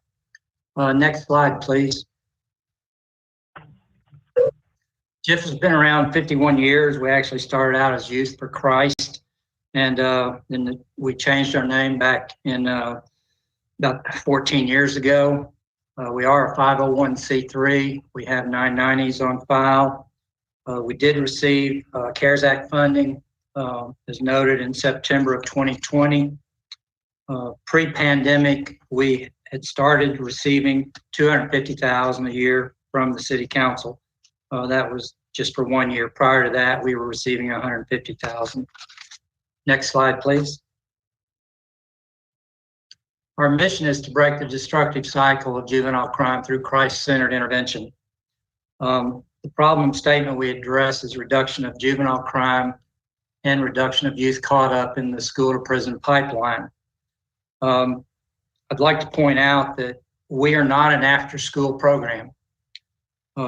We're actually dealing in life and death situations with youth that are truly, if they don't turn their spirits and their heads and their hearts while they're in our program, it's very likely they will drop in to detention, to a one poplar, or worse, hospital or death. That's reality. Our goal is in this coming years to serve 125 male youth in one program. We actually have 3 programs, but this is in our JIF case mentoring program, working with youth that have been arrested 3 times or more. A few years back, we had a youth come through that had been arrested 26 times at age 14. He's now a successful truck driver living in Raleigh, Egypt. The services we would provide for intensive case mentoring, transportation after school to JIF and then home and nightly dinner. The program period is over 16 weeks. We focus on head, heart, health, hobbies, hireability, and home. That particular program has a historic success rate of 65%. We are requesting $200,000 this year, represents almost 16% of our budget. And then our detailed spending plan is on the next slide. So you can see there that our overall operational budget is $1.2 million. That's up from $968,000 in 2019. And it's up from last year's budget of the current budget we're in now, which is $923,000. With that money, we also hope to open a satellite facility, raise the money to open a satellite facility in the Hickory Hill area, which is just too far east for us to get and pick up kids and bring them back to JIF downtown where we're headquartered. So that pretty much ends my presentation. If you have any questions, I'd love to entertain them. Appreciate it. Councilman Carlisle. Thank you, Mr. Chairman. Colleagues, as we've discussed, some of these organizations do incredibly important work. JIF is certainly at the top of that list. And we've got a wrap up that's going to be a bear anyway. So I move that we amend JIF's budget from $200,000 to $250,000, or grant rather.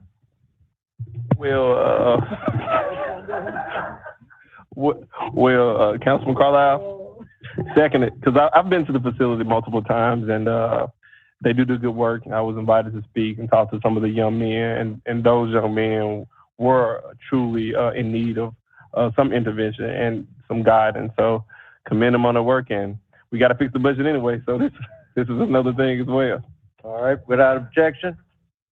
Okay, first I got Councilman Warren. You know, one of the things as we move forward with this is goes along with our group violence intervention plan. This is going to be part of the intervention program that we'll be seeing. And this may actually be qualifying for grant proposals, at least coming out of the Recovery Act. So since we're dealing with the increased crime that was secondary to COVID, maybe we'll be able to find that money there.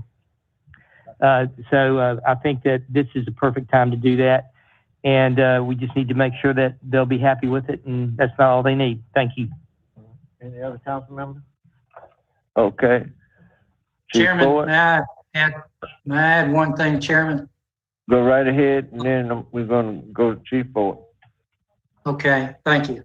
Some of you may know that Youth Villages is going to pilot a program. They've already named it, called Memphis Allies, and it's focusing on how to reduce gun violence and violence in our community. And the test site is going to be Raleigh, Frazier area. JIF is going to be a part of that. We're excited about it.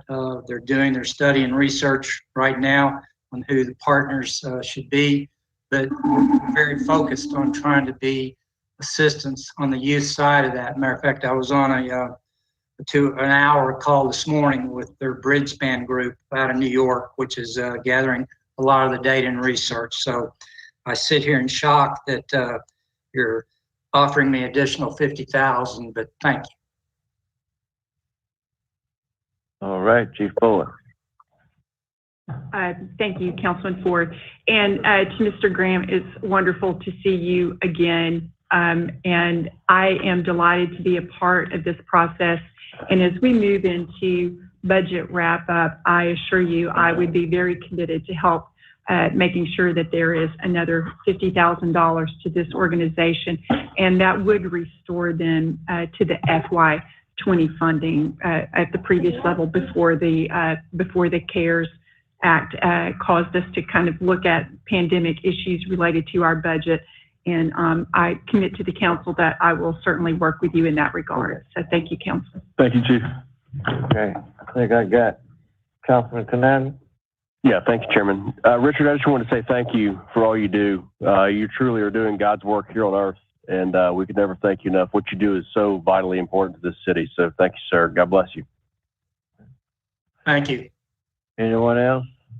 Okay, we got a motion without objection to add 50 more thousand. So we had $250,000. Everybody in favor? Aye. Aye. Aye. Everybody, aye. Okay. Ayes have it. Thank you very much. All right. Last one. Thank you. Okay, next one, we got Exchange Club, but that's not the name of it anymore. The name of it is Kendrick Place. They have changed the name. Can I get moved by Ford, second by Warren? Okay. We got, what is that, Bellink? Yes, sir. Is presenting. Okay, we're ready. Thank you. I want to thank the council for this wonderful day. I've been listening all day and I've really enjoyed all of the discussion, and thank you for your thoughtful and generous support of all the work that happens in the city. It's really been, it's been terrific. I am Jennifer Ballick. I'm the director at Kindred Place, formerly the Exchange Club Family Center. Go to the next slide when you're ready. Thank you. We've been in business since the early 80s as a child abuse prevention effort and counseling center for families, intimate partners, and parents. We're a 501c3. We have been grateful to receive support from the city for a long time, including additional support last year through CARES Act, so that we could provide counseling services for children and adults and families, in particular during the pandemic. We have year over year seen a 26% increase in the number of counseling cases that we've seen, even doing telehealth, even communicating by Zoom, and you helped make that possible. So I am truly, truly thankful. Again, I'm Jennifer Ballick, and I am usually in our building at 2180 Union Avenue. Ready for the next slide. Our mission statement is simple and complex. We end family violence by improving family functioning. Our counselors provide services for couples and families that have been affected by violence, that have experienced violence, or families that are experiencing some trouble that could potentially lead to violence or some other family dysfunction. And so our hope is to end that cycle for generations by getting to people who are willing to come for help. We provide trauma-informed counseling in Memphis, one of the most trauma-filled communities in the country. And that includes, as I said, children, adults, and whole families, with the goal of mitigating and preventing adverse childhood experiences. I don't know if all of you know, hopefully you do, we are the recipient of the Universal Parenting Place property, and will be announcing in June our plans to carry forward that work. We are carrying on what the ACE Awareness Foundation and Task Force have done in the community, and expanding our counseling and family services to reach more parents and families, so to continue that. With the city's help next year, the support that we've requested will underwrite counseling services, one-on-one counseling and group therapy, about 2,000 sessions for adults or children or whole families. And that will be under the umbrella of the Universal Parenting Place. Our counseling programs will roll under that umbrella, and hope to reach more parents who are earlier in this stage of wanting to improve their family relationships, families and children.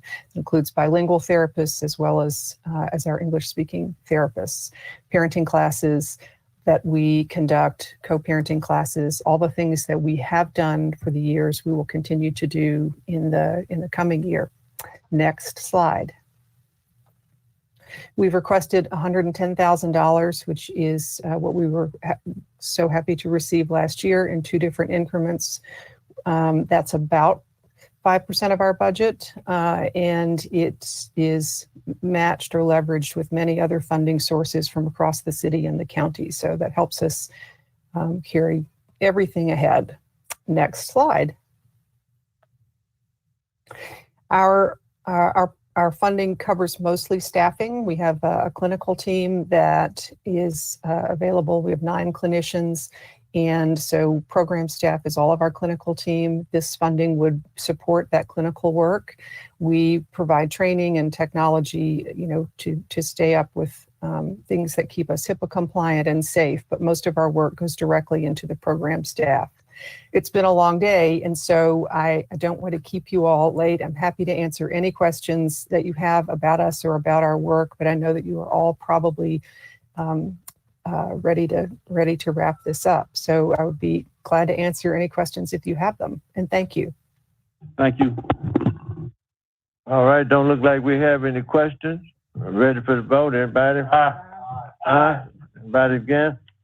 All right, that item passes. Well, look, we appreciate you very much. Thank you very much. Okay, and we have no further business. We are adjourned. Yeah.